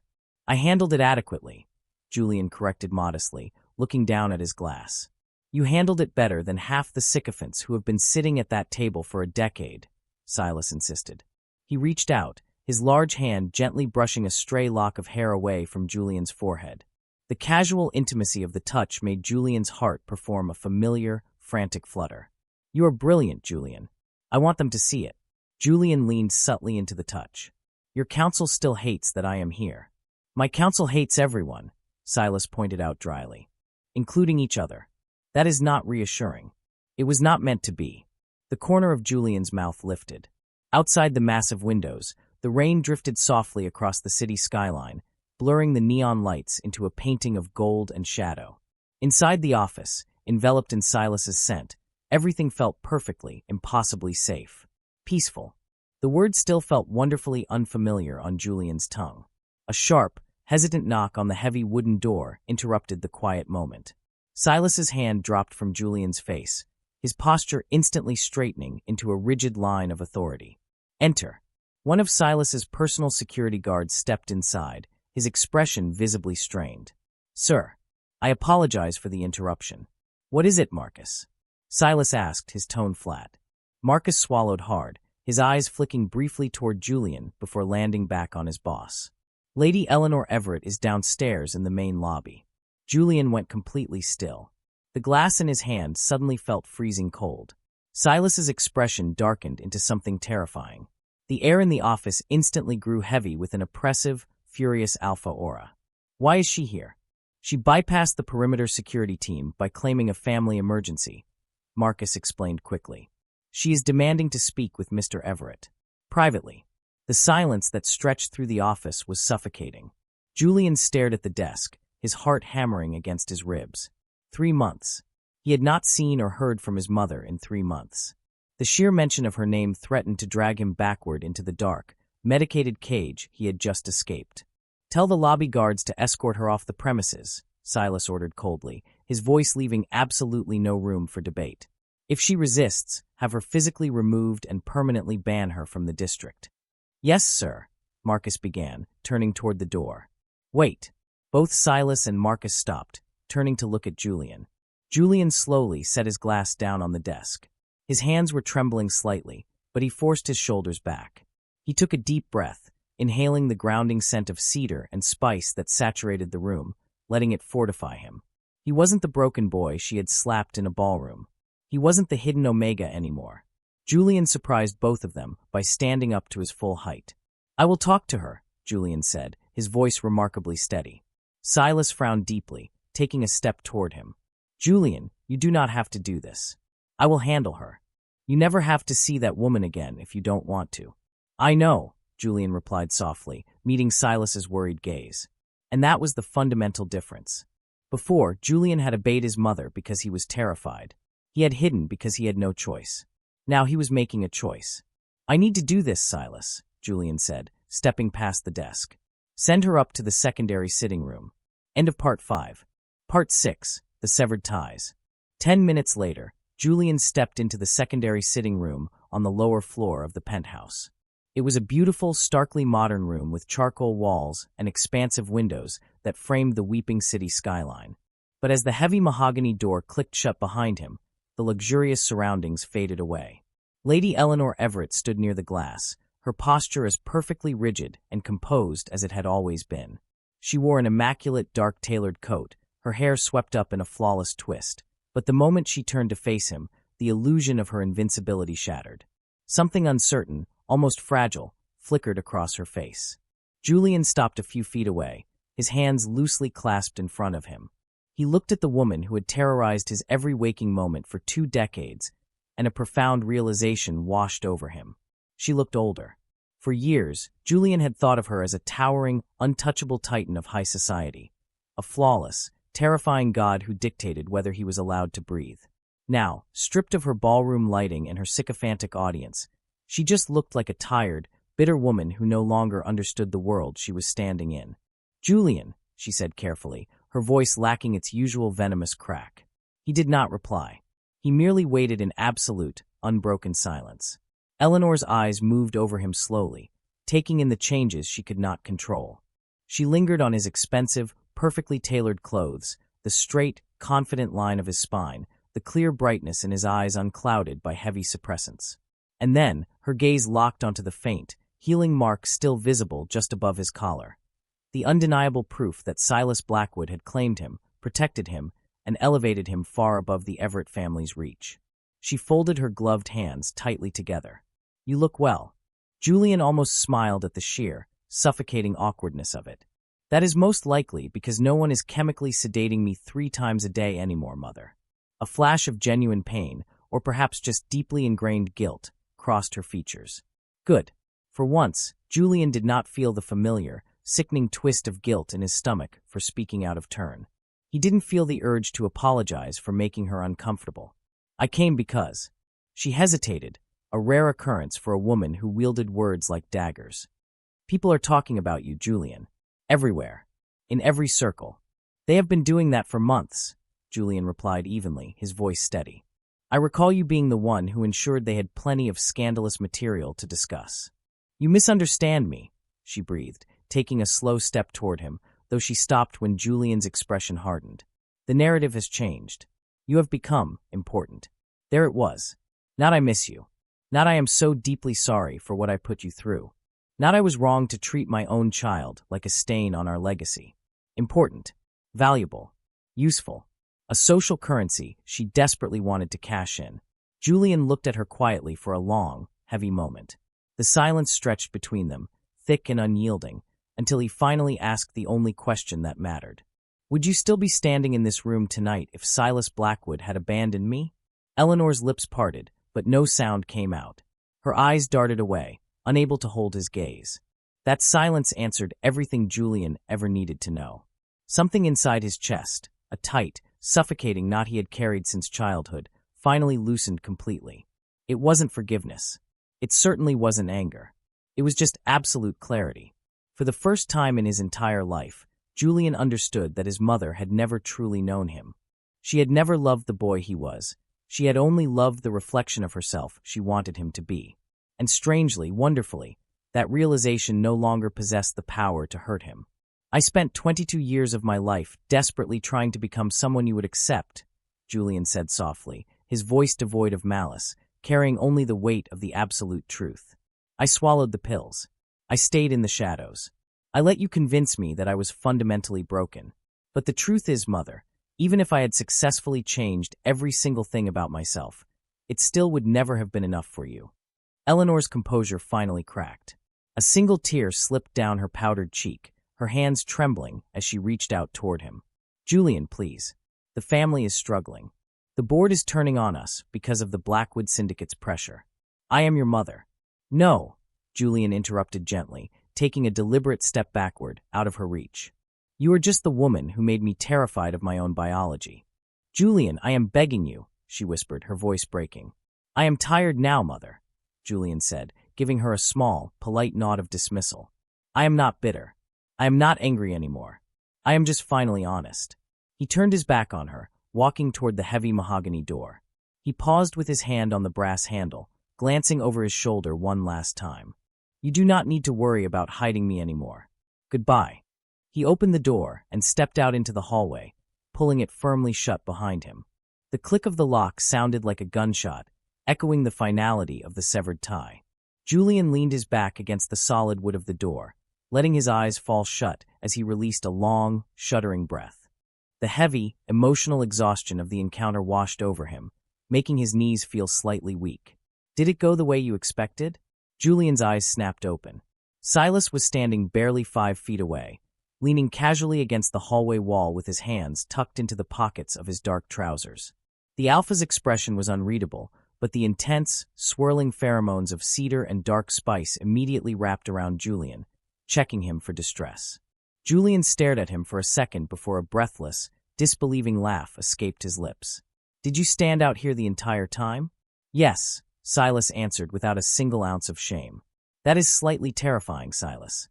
I am aware. Silas pushed off the wall and closed the distance between them with slow, measured steps. He stopped just inches away, his towering frame casting a protective shadow over Julian. Did she hurt you? No, Julian answered, and to his immense surprise, it was the absolute truth. Despite everything, a small, genuine smile touched his lips. Silas's intense gaze softened almost immediately at the sight of that smile. Without thinking, acting purely on the newfound instinct of comfort, Julian stepped closer until their shoulders brushed lightly together. The contact felt entirely natural now. It was effortless. Silas glanced down at him, his dark eyes searching Julian's face with a quiet, burning intensity. Are you all right, Julian? Julian considered the question carefully. For years, answering that simple question had felt impossible. It had always been a lie wrapped in survival. But now, standing in the quiet hallway of a penthouse fortress, anchored by the man who had torn down the world just to give him a place in it, the answer was remarkably easy. Yes, Julian said softly, looking up into Silas's eyes. I think I finally am. Something deeply warm, incredibly possessive, and wildly tender settled into Silas's expression. It was a look of pure relief, laced with a pride so profound it made Julian's heart race. Silas reached out, his large hand gently cupping the back of Julian's neck, his thumb lightly stroking the sensitive skin over his pulse point. Good, the Alpha murmured, his voice a dark, velvety rumble that sent a shiver straight down Julian's spine. Because there is one more thing we need to discuss tonight. Julian's breath hitched at the proximity, the intoxicating scent of his Alpha making his mind delightfully hazy. What is it? Come with me. Silas seamlessly laced their fingers together, a casual, deeply intimate gesture that still made Julian's chest bloom with warmth, and led him down the hall, away from the sitting room and up the glass staircase toward the master suite. The bedroom was dimly lit, the city lights painting the floor in silver streaks. But Julian didn't look at the view. His attention was immediately drawn to a thick, dark velvet folder resting on the center of the massive bed. Silas let go of his hand and gestured toward it. Open it. Julian approached the bed tentatively, his brow furrowing in confusion. He reached out and flipped open the velvet cover. Inside was a stack of legal documents, stamped with the seal of the city's highest financial registry. Julian's eyes scanned the complex legal jargon, his sharp mind immediately deciphering the numbers and clauses. His breath caught sharply in his throat. He looked up at Silas, his eyes wide with absolute shock. Silas, this is a complete acquisition, Silas finished smoothly, stepping up behind Julian and resting his hands lightly on the Omega's hips. I bought the Everett family's debt. All of it. The estate, the international shipping contracts, the social registry bonds. As of an hour ago, Lady Eleanor Everett has absolutely no capital to her name. Julian was trembling, staring at the papers that essentially handed him the very cage he had been locked in for 2 decades. You bankrupted her. I simply leveled the playing field, Silas corrected, his voice a low, dark purr near Julian's ear. But that is not the most important part. Look at the second document. Julian hurriedly flipped the page. It was a deed of transfer, signed and finalized. The Everett estate, the sprawling mansion that had been the site of Julian's lifelong misery, had been legally transferred. But not to Silas. "You put it in Sebastian's name," Julian whispered, a sudden, blinding tear escaping and falling onto the parchment.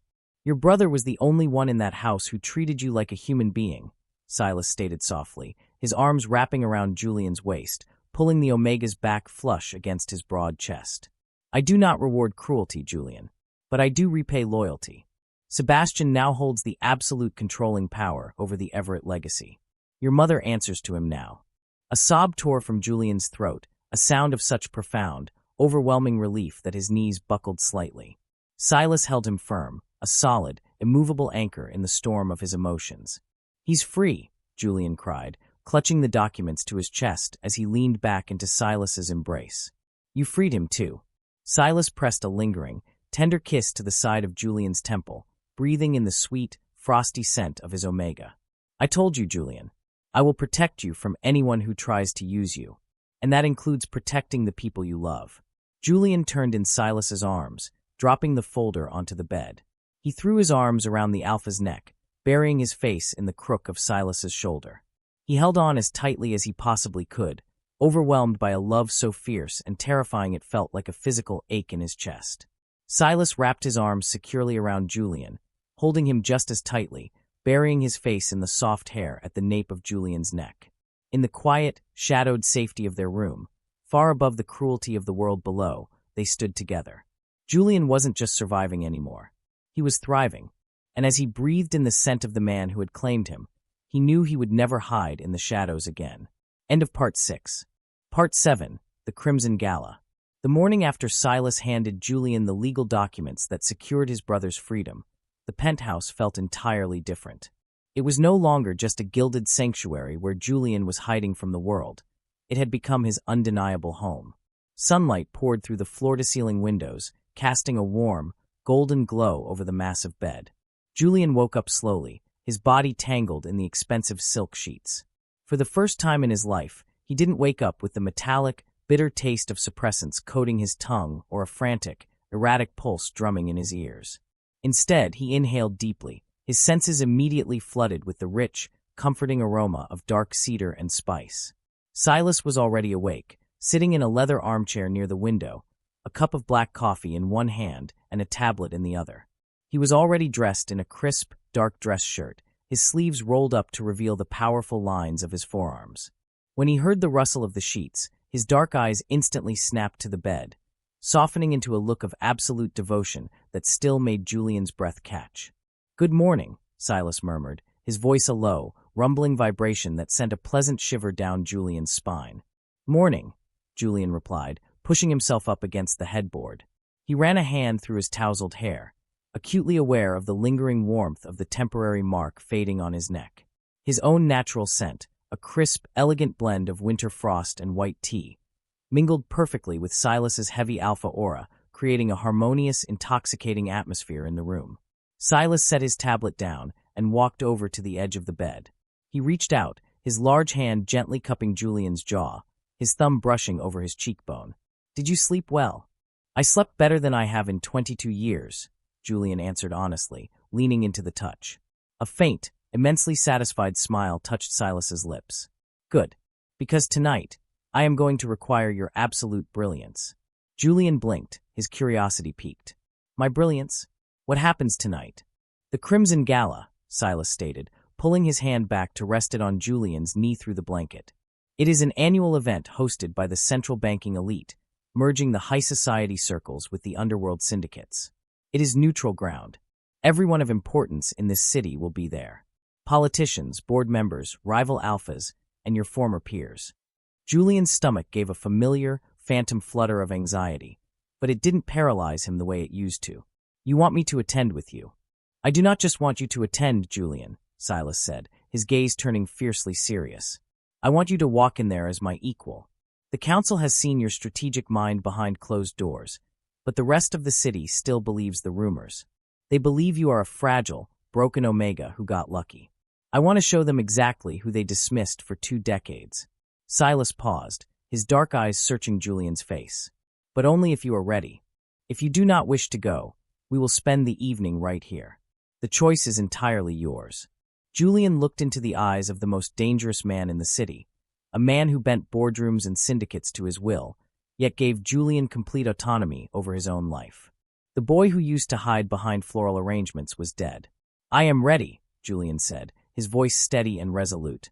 Preparation for the gala was unlike anything Julian had ever experienced. In the Everett household, preparing for a social event meant enduring hours of scolding from his mother, double doses of agonizing medication, and wearing muted, forgettable colors designed to blend in. Tonight, there were no suppressants. There was no hiding. A team of elite stylists arrived at the penthouse by mid-afternoon, bringing garments that cost more than some city blocks. When Julian finally stood before the full-length mirror in the master dressing room, he barely recognized his own reflection. He was wearing a bespoke, midnight black suit tailored so perfectly it looked painted on. The fabric was interwoven with a faint, subtle thread of dark crimson that caught the light only when he moved. But the most striking change wasn't the clothes, it was his posture. His shoulders were back, his chin was held high, and his eyes were bright, intelligent, and unclouded by chemical sedation. Silas stepped into the room, coming to a dead stop when he saw Julian. For a long, heavy moment, the terrifying mafia boss looked utterly speechless. "Silas," Julian asked softly, a hint of nervousness bleeding into his voice as he turned around. "Is it too much?" "It is devastating," Silas breathed, closing the distance between them with slow, predatory steps. He stopped right behind Julian, looking at their shared reflection in the mirror. He rested his large hands on Julian's waist, his dominance wrapping around the Omega in a fierce, protective cocoon. They are not going to know what hit them. Silas reached into his jacket pocket and pulled out a slender, black velvet box. He popped it open, revealing a breathtaking collar clip made of dark obsidian and silver, bearing the subtle, geometric crest of the Blackwood Syndicate. "Turn around," Silas commanded softly. Julian obeyed, his heart fluttering against his ribs. Silas carefully attached the clip to the collar of Julian's dress shirt, right over his pulse point. It was a beautiful, unmistakable claim. A warning to the entire city. This Omega belongs to the Blackwood Empire. "Perfect," Silas whispered, leaning down to press a soft, lingering kiss against the sensitive skin of Julian's neck. "Ready to conquer the city, Julian?" "As long as you are beside me," Julian replied. The car ride to the grand cathedral-like venue downtown was charged with electric anticipation. When the armored Blackwood vehicle finally pulled up to the red carpet, a swarm of photographers and elite guests were already clustered around the entrance. The moment the driver opened the door, a hush fell over the immediate crowd. Silas stepped out first, adjusting his cuffs with a terrifying, cold indifference to the flashing cameras. Then, he turned and extended his hand into the car. Julian took a deep breath, placed his hand in Silas's, and stepped out into the blinding lights. The reaction was instantaneous. Gasps rippled through the gathered crowd. Whispers erupted like a tidal wave. The socialites who had once sneered at Julian's existence, the alphas who had actively avoided him, and the omegas who had pitted him now stared in absolute, unadulterated shock. Julian didn't lower his head. He didn't shrink. He walked beside Silas, their hands firmly linked, exuding a quiet, untouchable grace. His unmedicated scent, frost and white tea, spilled into the air, perfectly entwined with Silas's dark cedar, presenting a united, fiercely bonded front. They moved into the grand ballroom, a massive expanse of gold leaf, crystal chandeliers, and classical music. It was a haunting parallel to the night they first met. But this time, Julian wasn't looking for a shadow to hide in. As they navigated the room, Silas was immediately approached by a cluster of international investors. Silas kept a firm, reassuring hand on the small of Julian's back, seamlessly including him in the conversation. To the absolute astonishment of the bankers, Julian didn't just stand there looking pretty. He actively engaged, offering brilliant, cutting insights into offshore tax leverages that left the older alphas speechless. About an hour into the gala, Silas was momentarily pulled aside by his head of security for an urgent perimeter check. "I will be exactly 2 minutes," Silas murmured to Julian, his eyes scanning the crowd with lethal intent. "Do not leave this area." "I'll be fine, Silas," Julian assured him with a warm smile, taking a sip of his champagne. The moment Silas stepped away, a heavy, suffocating wave of aggressive alpha pheromones crashed into Julian from behind. Well, if it isn't the Everett family's little mistake." Julian slowly turned around. Standing before him was Vincent Thorne, the rival syndicate boss from the council meeting. Thorne was a massive, scarred alpha with a cruel smile and a reputation for extreme violence. He was flanked by two of his own lieutenants, clearly intending to corner Julian, while Silas was distracted. Thorne took a step closer, purposely projecting his dominance to force the Omega into submission. I have to admit, you clean up well. But dressing up a stray dog in a tailored suit doesn't change what it is. You think you belong in this room, boy. A few months ago, Julian would have been hyperventilating. His knees would have buckled under the sheer weight of Thorne's aggressive aura. Tonight, Julian felt absolutely nothing but a cold, clinical irritation. Julian took a slow sip of his champagne, his expression completely blank. He looked Thorne up and down with the kind of detached boredom Silas usually reserved for annoying insects. I know exactly why you are standing here, Mr. Thorne, Julian said, his voice calm, clear, and perfectly steady. Thorne's cruel smile faltered slightly. Oh, enlighten me. You are losing money in the western ports because your logistics managers are incompetent, Julian stated loudly enough for the surrounding elite to hear, drawing curious, shocked glances. You are desperate to provoke Silas into a physical altercation because you know you cannot outmaneuver him financially. So, you waited until he turned his back, and you approached me, hoping I would cower and humiliate him. Thorne's face flushed a dark, angry red. He took an aggressive step forward, dropping his voice into a vicious snarl. Watch your mouth, Omega, or I will. Or you will what? Julian interrupted, taking a step forward himself, closing the distance. He didn't submit. He didn't back down. Julian tilted his head, his eyes flashing with a dangerous intelligence. If you touch me, Silas will dismantle your entire organization by sunrise. If you threaten me, you prove to every investor in this room that you are too weak to fight a man, so you target his partner instead. You are playing a losing game, Vincent. I suggest you walk away before you embarrass yourself further. The absolute silence that followed was deafening. The surrounding socialites and syndicate members were staring at Julian in sheer awe. The broken Omega had just verbally eviscerated one of the most dangerous alphas in the city, without breaking a sweat. Thorne's fists clenched, his pheromones spiking with violent intent. He opened his mouth to shout an alpha command. Is there a problem here, Thorne? The temperature in the ballroom seemingly dropped 20 degrees. Silas Blackwood materialized behind Julian like a demon summoned from the shadows. The sheer, crushing weight of Silas's dominance slammed into the space, so suffocatingly powerful that Thorne's two lieutenants physically staggered backward, gasping for air. Silas didn't even look at Thorne. His dark eyes were fixed on Julian, checking him for any sign of distress. Finding none, finding only calm, absolute confidence, Silas's chest swelled with an undeniable, fierce pride. Thorne swallowed hard, the sweat beading on his forehead as he realized he was trapped. No problem, Blackwood. We were just having a conversation. The conversation is over, Silas stated, his voice a lethal, quiet blade. He stepped up beside Julian, wrapping a possessive arm around the Omega's waist. And if you ever approach my mate without my presence again, Thorne, I will not bother with a conversation. I will simply remove your tongue. Thorne went completely pale. Without another word, he turned and practically fled into the crowd, his lieutenants scrambling after him. The surrounding guests immediately looked away, terrified of catching Silas's eye, but the message was universally received. Julian Everett was no longer a victim. He was a force of nature. Silas looked down at Julian, his eyes burning with an intense, heated admiration. You handled him beautifully.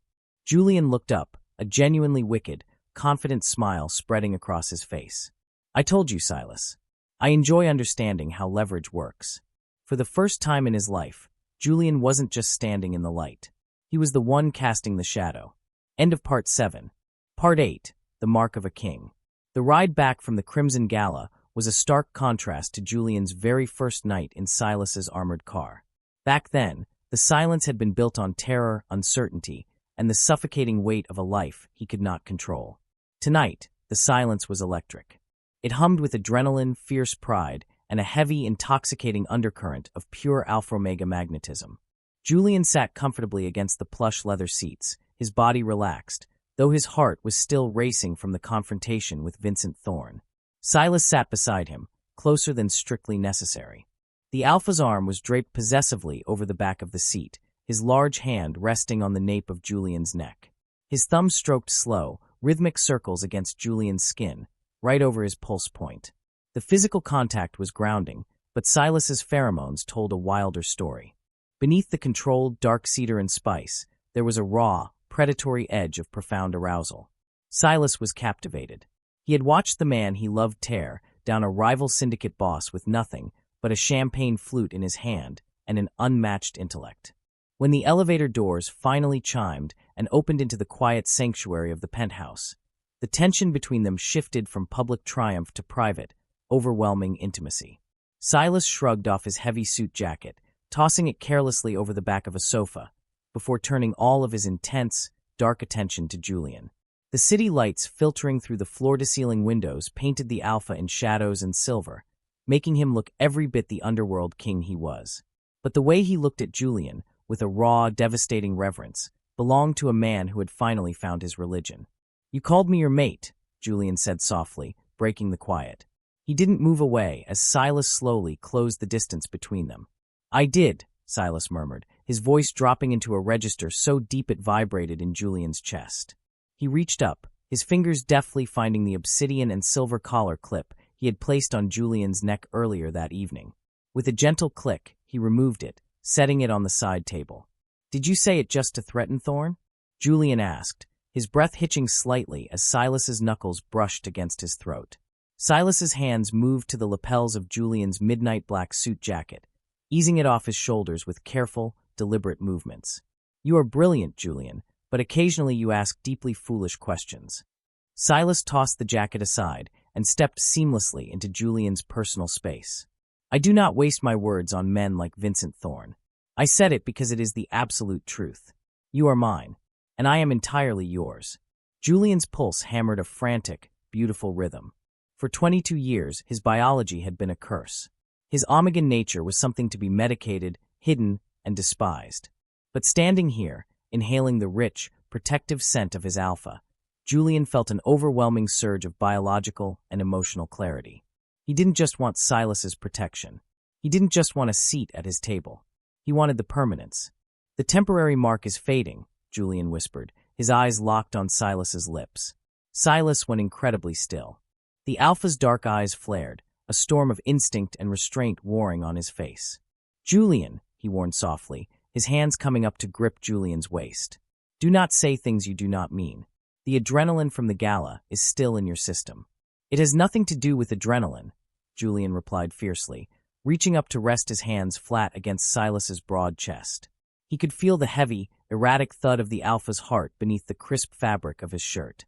"My mother spent my entire life trying to erase my instincts. She tried to make me hollow. But you brought me back to life. You gave me back my voice." Julian stepped closer, tilting his head back to expose the pale, unmarked line of his throat. His scent, crisp winter frost and delicate white tea, bloomed in the room, flooding the air with absolute, unhesitating consent. "I don't want a temporary shield anymore, Silas," Julian whispered, his voice trembling with the sheer weight of his emotion. "I want you to mark me. Permanently. I want the entire world to know whose side I stand on." A ragged, breathless sound escaped Silas's throat. It was the sound of a man whose ironclad control had finally snapped. In a heartbeat, Silas moved. He backed Julian up until the Omega's spine met the cool glass of the massive penthouse window, overlooking the glittering expanse of the empire they now shared. Silas's large hands framed Julian's face, holding him as if he were the most precious, fragile thing in the world, even as his eyes burned with a dark, consuming fire. "Are you certain?" Silas demanded, his forehead resting against Julian's. "A permanent bond changes everything, Julian. It ties your soul to mine. There is no walking away after this." "I have spent my whole life walking away," Julian breathed, wrapping his arms securely around Silas's neck. "I am finally home. Claim me, Silas." Silas didn't ask again. He crashed his lips down onto Julian's in a bruising, desperate kiss. All the careful restraint, all the patient waiting of the last 3 months vanished into the night. Julian met his passion fiercely, opening his mouth to the Alpha, letting the taste of dark spice and expensive champagne overwhelm his senses. Silas's hands swept down Julian's sides, pulling him flush against his body. Julian gasped into the kiss, feeling the sheer, overwhelming physical strength of the man holding him. But there was no fear, only a blinding, euphoric heat. Silas dragged his lips away from Julian's mouth, pressing hot, open-mouthed kisses along his jawline, tracing the path down to the sensitive skin of his neck. Julian's head fell back against the glass, his fingers tangling in Silas's dark hair as a profound, instinctual anticipation curled in his stomach. "Mine," Silas growled against his skin, his voice vibrating with absolute dominance. "Yours," Julian gasped in confirmation. Silas's teeth grazed the scent gland at the base of Julian's neck. Then, with a sharp, possessive pressure, he bit down. Julian cried out, his back arching off the glass. For a fraction of a second, there was a sharp pinch of pain, but it was immediately swallowed by a tidal wave of pure golden warmth. The biological bonding triggered instantly. Julian felt Silas's emotions crashing into his own mind, a devastating, awe-inspiring mixture of fierce protectiveness, boundless adoration, and a love so deep it felt infinite. Their scents collided and merged. The crisp frost and white tea wrapped around the dark cedar and spice, locking together in an unbreakable, permanent harmony. Silas held Julian tight against his chest as the Omega's knees went weak from the sheer intensity of the bond. He gently laved the bite mark with his tongue, soothing the skin, releasing a flood of calming endorphins into Julian's system. "I've got you," Silas murmured, lifting Julian effortlessly into his arms. "I have you." Julian buried his face in the crook of Silas's neck, exhausted, overwhelmed, and perfectly content. As Silas carried him toward the master's suite, Julian listened to the steady, powerful rhythm of his alpha's heartbeat. It was a rhythm that now belonged to him, just as surely as Julian belonged to Silas. The next morning, the world felt entirely different. Julian woke up to the soft sound of rain tapping against the glass. He didn't just feel Silas's presence in the room. He could feel it in his blood. A warm, thrumming hum of safety and contentment radiated from the permanent mark on his neck, tethering his mind to Silas's even when the Alpha was across the room. Silas was standing by the door, speaking in a low, hushed voice to someone in the hallway. Even without hearing the words, Julian could feel a sudden spike of cold, sharp tension bleeding across their new bond. Julian sat up, clutching the sheet to his chest. The permanent mark ached beautifully, a physical reminder of the night before. "Silas, what's wrong?" Silas turned, his expression instantly softening as he looked at Julian, but the underlying tension remained. He walked over to the bed, sitting on the edge and gently brushing a hand through Julian's hair. "I did not want to wake you," Silas said quietly. "I can feel that you are angry," Julian noted, placing his hand over Silas's heart. "The bond. I can feel it." Silas sighed, a dark shadow crossing his features. "Vincent Thorne." Julian's eyes narrowed. "What did he do?" "He realized he cannot touch my financial assets, and after last night, he knows he cannot touch you directly without invoking a death sentence," Silas explained, his voice turning lethally cold. "So, he decided to target the only other leverage he thinks he has over you." Dread pooled in Julian's stomach. "Sebastian." Early this morning, Thorne's men initiated a hostile takeover attempt on the Everett estate's newly acquired assets. They ambushed a convoy belonging to your brother's new security detail. Silas's jaw clenched. "Sebastian is physically safe. My men extracted him and brought him to a secure safe house on the edge of the city. But Thorne has sent a message. He thinks you will panic. He thinks he can use your brother to force me into a bad negotiation." A few months ago, this news would have broken Julian. He would have blamed himself, spiraled into panic, and begged Silas to surrender whatever it took to keep the peace. But Julian was not a victim anymore. He was the mated Omega of the underworld's most powerful king. Julian pushed the blankets aside and stood up. He didn't tremble. The air in the room grew thick with the sudden, sharp spike of his own pheromones. No longer just delicate frost, but a freezing, unforgiving winter storm. "Where are my clothes?" Julian asked, his voice dead calm. Silas looked up at him, a flicker of surprise quickly transforming into a dark, incredibly vicious pride. "Julian, I can handle Thorne for you." "Thorne tried to use my brother to get to you," Julian said, turning to look Silas dead in the eye, the newly minted mark on his neck on full display. "He insulted you, he threatened my family, and he assumes I am weak enough to fold."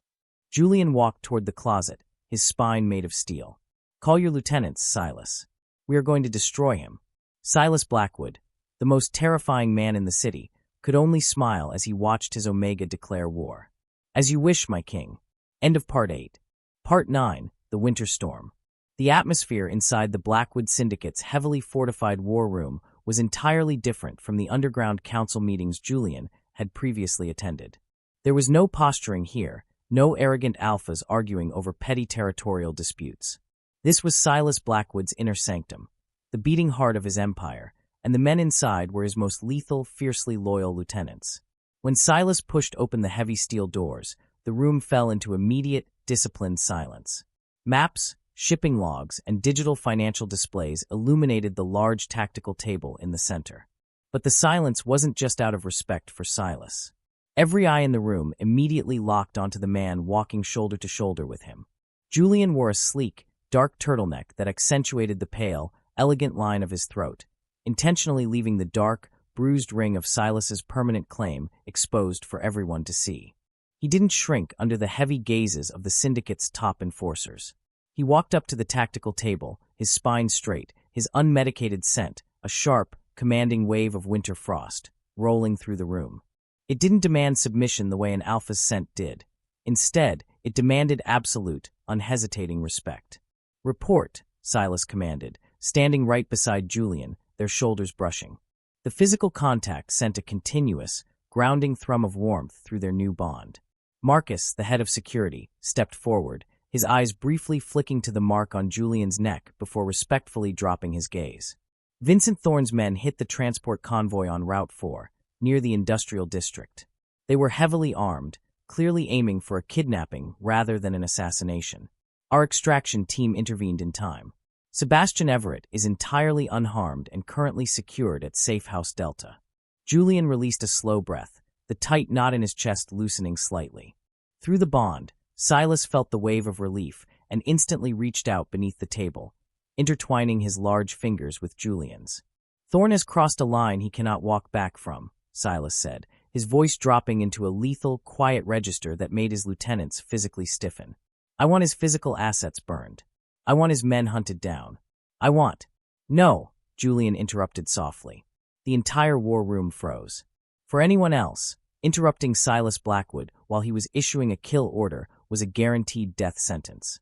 Several lieutenants subtly braced themselves, waiting for the Alpha's fury to detonate. Instead, Silas simply paused, turning his head to look down at Julian with absolute, undivided attention. "Explain." Julian leaned forward, resting his free hand on the edge of the tactical table. He looked at the digital map detailing Thorne's territories. "If you send your men into the streets to burn his assets, it becomes a gang war, Silas. People will die. The city council will intervene, the police will be forced to act, and Thorne will use the chaos to slip away or leverage a truce." Julian looked up, meeting the eyes of the hardened enforcers around the table, completely unfazed by their intimidating presence. "Thorne thinks like a street thug. He assumes you are going to retaliate with bullets. So, we are not going to give him a war. We are going to give him an execution." Marcus frowned slightly. "How do you execute a syndicate boss without firing a shot, Mr. Everett?" "It's Julian," he corrected smoothly, before tapping a specific shipping lane on the digital display. "And you do it by taking away the only thing keeping his men loyal, his money." Julian brought up the financial ledgers he had memorized over the past 3 months. "Thorne doesn't own the western ports outright. He leases the docks through 3 shell companies managed by the Maritime Union. He uses offshore accounts in the Cayman Islands to pay his enforcers. I know the routing numbers. I know the holding firms." Julian turned to Silas, his eyes burning with a brilliant, dangerous fire. "Give me access to the Blackwood mainframe. Within 2 hours, I can legally freeze his shell companies through proxy injunctions. I can bleed his offshore accounts dry by triggering automated fraud alerts that will lock his funds for 6 months. By noon, Thorne won't have a single dime to his name, and a mafia boss who cannot pay his soldiers." "Is a dead man walking?" Silas finished, a slow, incredibly dark smile spreading across his face. The pride radiating from him through the mating bond was so intense it made Julian's breath hitch. Silas looked back at his stunned lieutenants. "You heard him. Give Julian absolute access to the network. Every order he gives regarding Thorne's finances is to be treated as if it came from my own mouth." "Yes, sir," Marcus answered immediately, looking at Julian with a newly minted, profound respect. For the next 2 hours, the war room transformed into an execution chamber, with Julian wielding a keyboard instead of a blade. He dismantled Vincent Thorne's empire piece by piece. He severed supply chains, exposed money laundering fronts to federal watchdogs, and completely drained the liquidity of Thorne's most lucrative operations. Silas stood behind him the entire time, his heavy, protective presence an anchor. Whenever Julian's fingers flew across the keyboard, executing another devastating financial blow, Silas would press a soft, praising kiss to the crown of his head. By the time the clock struck noon, Vincent Thorne was officially bankrupt. "It's done," Julian whispered, leaning back in the leather chair, exhaustion finally tugging at his edges. Silas's hands immediately came down on his shoulders, gently massaging the tense muscles. "You are terrifying, my love." "I learned from the best," Julian replied, tilting his head back to look at Silas upside down. Before Silas could lean down to capture his lips, Marcus entered the room, his phone gripped tightly in his hand. "Boss, Thorne is panicking. Half his men have already walked out because their morning wire transfers bounced. He just contacted the neutral brokers." Silas's eyes darkened instantly. "What does he want?" "A parley," Marcus stated. "He is requesting a face-to-face meeting with you at the old ironworks factory on the edge of the city limits. He says he wants to negotiate terms of surrender." Julian sat up straight. "It's a trap. He has nothing left to negotiate with. He is backed into a corner, and he wants to take you out with him." "I am aware," Silas said calmly, rolling down his sleeves and buttoning his cuffs. The lethal, underworld king had fully returned. "Marcus, prep a heavily armed strike team. We leave in 20 minutes. "Silas, wait." Julian stood up, his heart rate spiking. "You cannot walk into an ambush." Silas turned, cupping Julian's face in his hands. "Julian, he went after your brother. He insulted you. I am going to walk into that ironworks factory, and I am going to tear him apart with my bare hands. But first, I am taking you to Safe House Delta. I want you with Sebastian until this is over." "No." The word hung in the air, defiant and absolute. Silas frowned, his alpha instincts bristling at the refusal, wanting nothing more than to lock his Omega safely away from the violence. "Julian, this is not a ballroom. This is blood. And you are my mate," Julian shot back, stepping closer, his hands gripping the lapels of Silas's shirt. "When they look at you, they look at me. Thorne targeted Sebastian to prove I was your weak link. If I hide in a safe house while you fight this battle, I prove him right. I am going with you." The silence in the war room was thick enough to cut with a knife. Silas stared down at the fierce, unyielding determination in Julian's eyes.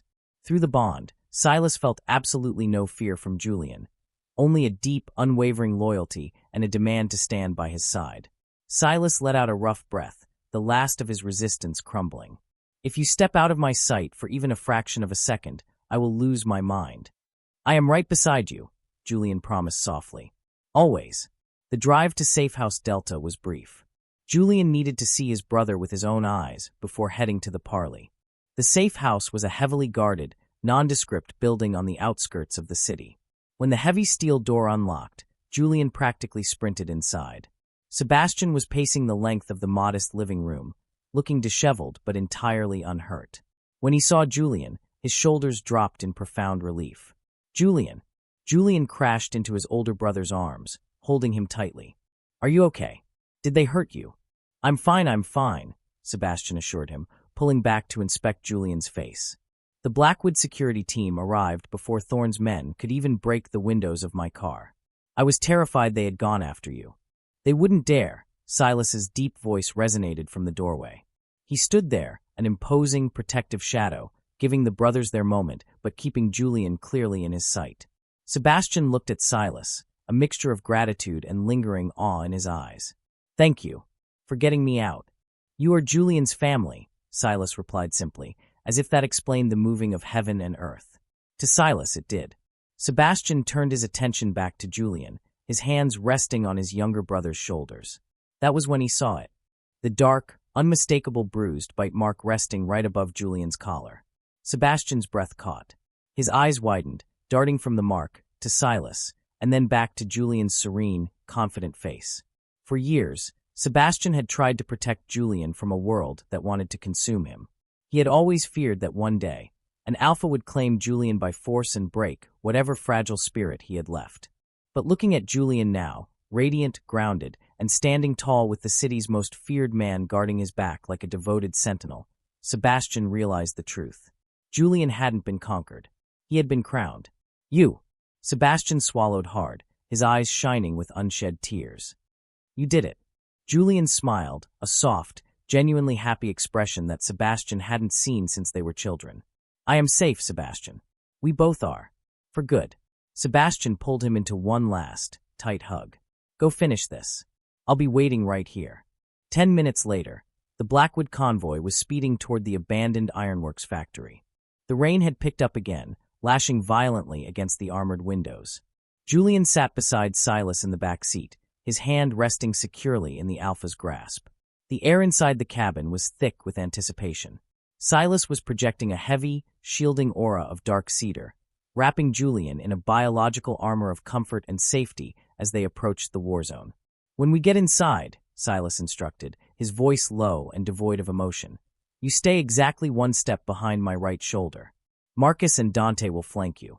If gunfire starts, you do not look for me. You drop to the floor, and Marcus gets you out. Do you understand? I understand, Julian nodded, feeling the deadly seriousness radiating through their bond. The car lurched to a halt. Outside, the rusted skeletal remains of the ironworks factory loomed in the gray, storm-lit afternoon. Blackwood enforcers poured out of the escort vehicles, securing the perimeter with military precision. Silas turned to Julian one last time before opening the door. He didn't say a word. He just brought Julian's hand to his lips, pressing a fierce, reverent kiss to his knuckles. Then, they stepped out into the rain. The final confrontation had begun. End of Part 9. Part 10. The King and His Mate. The abandoned ironworks factory stood like a decaying skeleton against the turbulent gray sky. Rain lashed relentlessly against the rusted metal roof, the sound echoing through the cavernous, empty space inside. The air smelled of damp earth, old iron, and the sharp, metallic tang of impending violence. Silas Blackwood walked through the massive, rusted front doors with the terrifying, unhurried grace of a reaper. Julian stayed exactly one step behind his right shoulder, perfectly mirroring the Alpha's calm stride. Marcus and Dante flanked them closely, their weapons drawn and their eyes scanning the shadows in the rafters. The rest of the Blackwood strike team fanned out, securing the perimeter with lethal silence. Through the mating bond, Julian could feel the molten core of Silas's fury. It was a terrifying, beautiful thing. The dark cedar and spice pheromones rolling off the Alpha were so suffocatingly heavy that even the Blackwood enforcers gave him a wide berth. But to Julian, that scent was a shield. It wrapped around his mind, whispering promises of absolute safety. In the center of the vast factory floor, surrounded by rusted machinery and broken concrete, stood Vincent Thorne. Thorne looked entirely unraveled.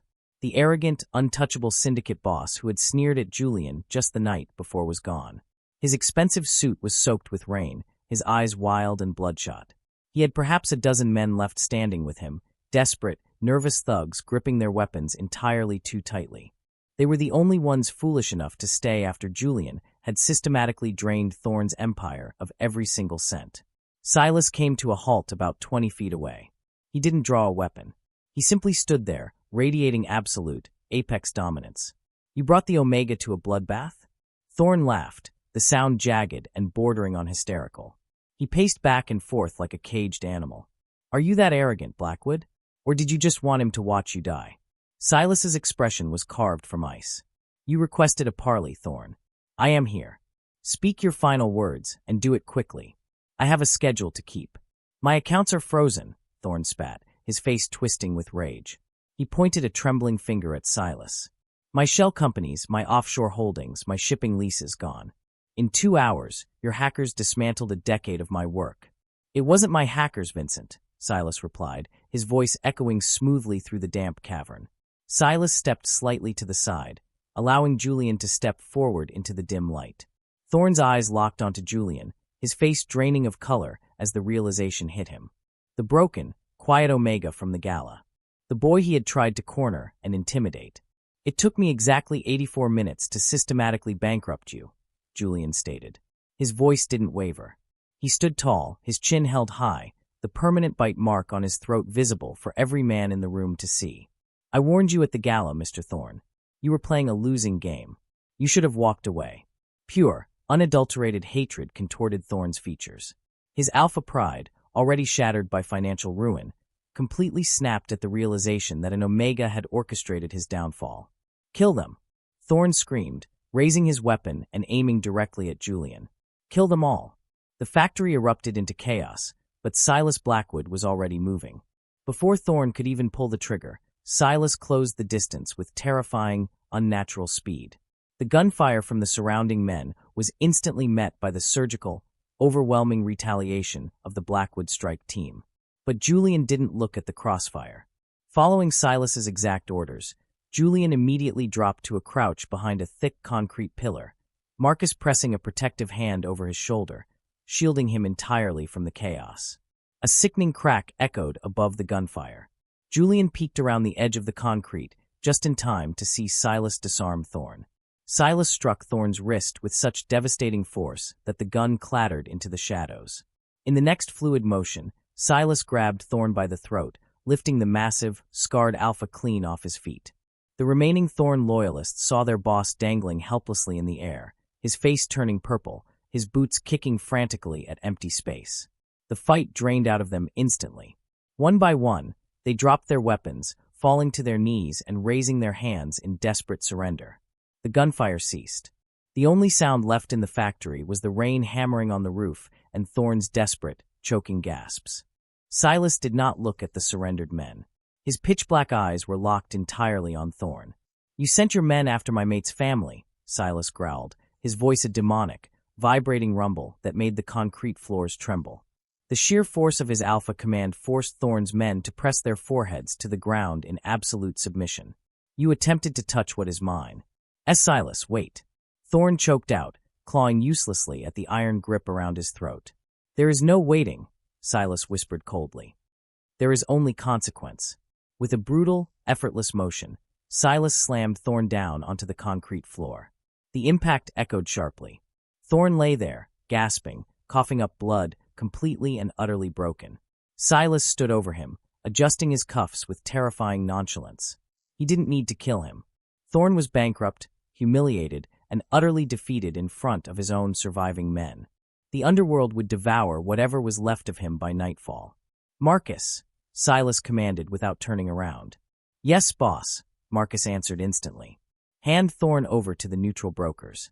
Let the council deal with the carcass of his empire." Silas turned his back on the broken man on the floor, dismissing him entirely. The moment Silas turned around, the lethal, terrifying monster vanished. His eyes sought out the concrete pillar. Julian stepped out from behind the cover, completely unharmed, his breath steady. Through the mating bond, Julian sent a wave of pure, absolute adoration. Silas crossed the distance in 3 long strides, pulling Julian into his arms. He buried his face in Julian's neck, inhaling the sweet, crisp scent of winter frost and white tea to calm the lingering adrenaline in his blood. "Are you hurt?" Silas demanded quietly, his hands frantically checking Julian's arms and back. "Not a single scratch," Julian promised, wrapping his arms around Silas's waist and holding him tight. "You protected me. You always do." Silas pulled back just enough to look into Julian's eyes. He gently brushed a stray lock of hair from Julian's forehead. "Let's go home, Julian. It's finally over." A week later, the city had settled into a new, undeniable reality. The Everett family's former prestige was a distant memory. Lady Eleanor had quietly vanished into the countryside, living on a modest allowance strictly managed by Sebastian. Sebastian himself had completely restructured the Everett legacy, transforming it from a toxic, manipulative social machine into a legitimate, thriving philanthropic enterprise. He was free, and he was happy. But the biggest shift in the city was the absolute, uncontested reign of the Blackwood Syndicate. Julian stood on the grand balcony of the penthouse, leaning his forearms against the cool glass railing. The night sky was clear, the stars fighting a losing battle against the brilliant, sprawling neon lights of the metropolis below. He was wearing one of Silas's oversized dress shirts, the sleeves rolled up, the collar slipping off his shoulder to proudly display the permanent, healed mark resting over his scent gland. He felt a deep, profound sense of peace. He was no longer a mistake. He was no longer a shadow hiding behind floral arrangements, heavily medicated and waiting for permission to breathe. He was Julian Blackwood, the brilliant, lethal, and adored mate of the city's king. The glass doors slid open softly behind him. Julian didn't need to turn around. He felt the warm, intoxicating wave of dark cedar and spice wrap around him before Silas even touched him. Strong arms encircled his waist from behind, pulling his back flush against a broad, solid chest. Silas rested his chin on top of Julian's head, looking out at the city they now ruled together. "You are working late tonight," Julian murmured playfully, leaning back into the embrace. "The council required restructuring after Thorn's sudden departure," Silas replied, pressing a soft kiss to Julian's hair. "They are remarkably more cooperative now that they understand exactly who manages my finances." Julian laughed softly, the sound ringing clear and bright into the night air. "I imagine they are. You know, half the city still thinks I manipulated you with my pheromones." Silas's arms tightened around him in a possessive, deeply loving hold. "Let them think whatever they want. They will never understand that the most dangerous thing about you was never your scent, Julian. It was your mind. And your heart." Julian turned in Silas's arms, looping his hands around the Alpha's neck. He looked up into the dark, intense eyes that had once terrified him, but now only offered him absolute devotion. "I love you," Julian whispered, the words carrying the weight of a sacred vow. "You saw me when the rest of the world looked right through me." Silas leaned down, his forehead resting against Julian's. "I will always see you, Julian. For the rest of our lives, you will never have to hide in the dark again." Silas captured his lips in a deep, slow, and breathtakingly tender kiss. The mating bond hummed with golden warmth, a permanent, unbreakable tether between two souls who had fought through hell to find each other. High above the glittering city, the king held his mate, knowing that true power wasn't found in fear, wealth, or control. True power was found in the quiet, unyielding strength of the one person brave enough to stand entirely in the light beside you. End of story. Wow, just wow. We have finally reached the end of Julian and Silas's incredible journey, and honestly, I am still trying to catch my breath. What an absolute roller coaster of emotions. First of all, I just want to say a massive thank you to every single one of you who stayed with me through all 10 parts of this story. Experiencing this intense, beautiful world with you has been absolutely amazing. Before you go, let's take a moment to sit down, grab a warm drink, and really talk about what we just witnessed, because there is so much to unpack here. This wasn't just your typical Mafia Alpha claims a helpless Omega trope, was it?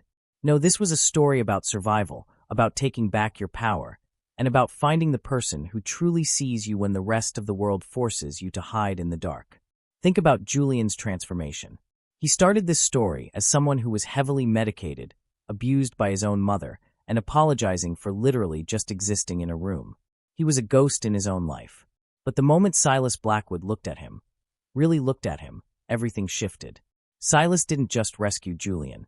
He handed Julian the keys to his own cage and stood back while Julian unlocked it himself. And can we please talk about Silas for a second? We all love a dangerous, underworld mafia king, but Silas was the ultimate green flag alpha in a red flag world. He had the power to destroy the city, but when Julian was suffering from that unmedicated heat, Silas didn't take advantage of him. He gave him his jacket, stepped back, and offered him safety. He didn't want a submissive, silent partner to stand behind him. He wanted a brilliant, equal king to rule right beside him. That scene where Julian completely bankrupts Vincent Thorn using nothing but a keyboard and his intellect? Absolutely iconic. It proved that Omegas don't need physical strength to be the most terrifying person in the room. But now, I want to turn this over to you, because I really want to hear your thoughts. Let's have a conversation down in the comments. I have a few questions for you. First, what was your absolute favorite moment in this entire story? Was it the intense dance at the first gala, the moment Silas bought the Everett estate for Sebastian, or Julian verbally destroying Thorn at the Crimson Gala? Second, how satisfying was Lady Eleanor's downfall? Did you think Silas was too harsh, or did she get exactly what she deserved after 22 years of cruelty? And finally, do you want to see more stories with Omegas who are strategic masterminds like Julian? Tell me everything down below. I will be reading and replying to as many comments as I can. If this story made your heart race, if it made you tear up, or if you just absolutely loved the dynamic between Julian and Silas, please do me a huge favor. Hit that like button right now. It tells the YouTube algorithm that you enjoy this content and helps our channel grow so much. If you haven't already, make sure to click that subscribe button and turn on the notification bell.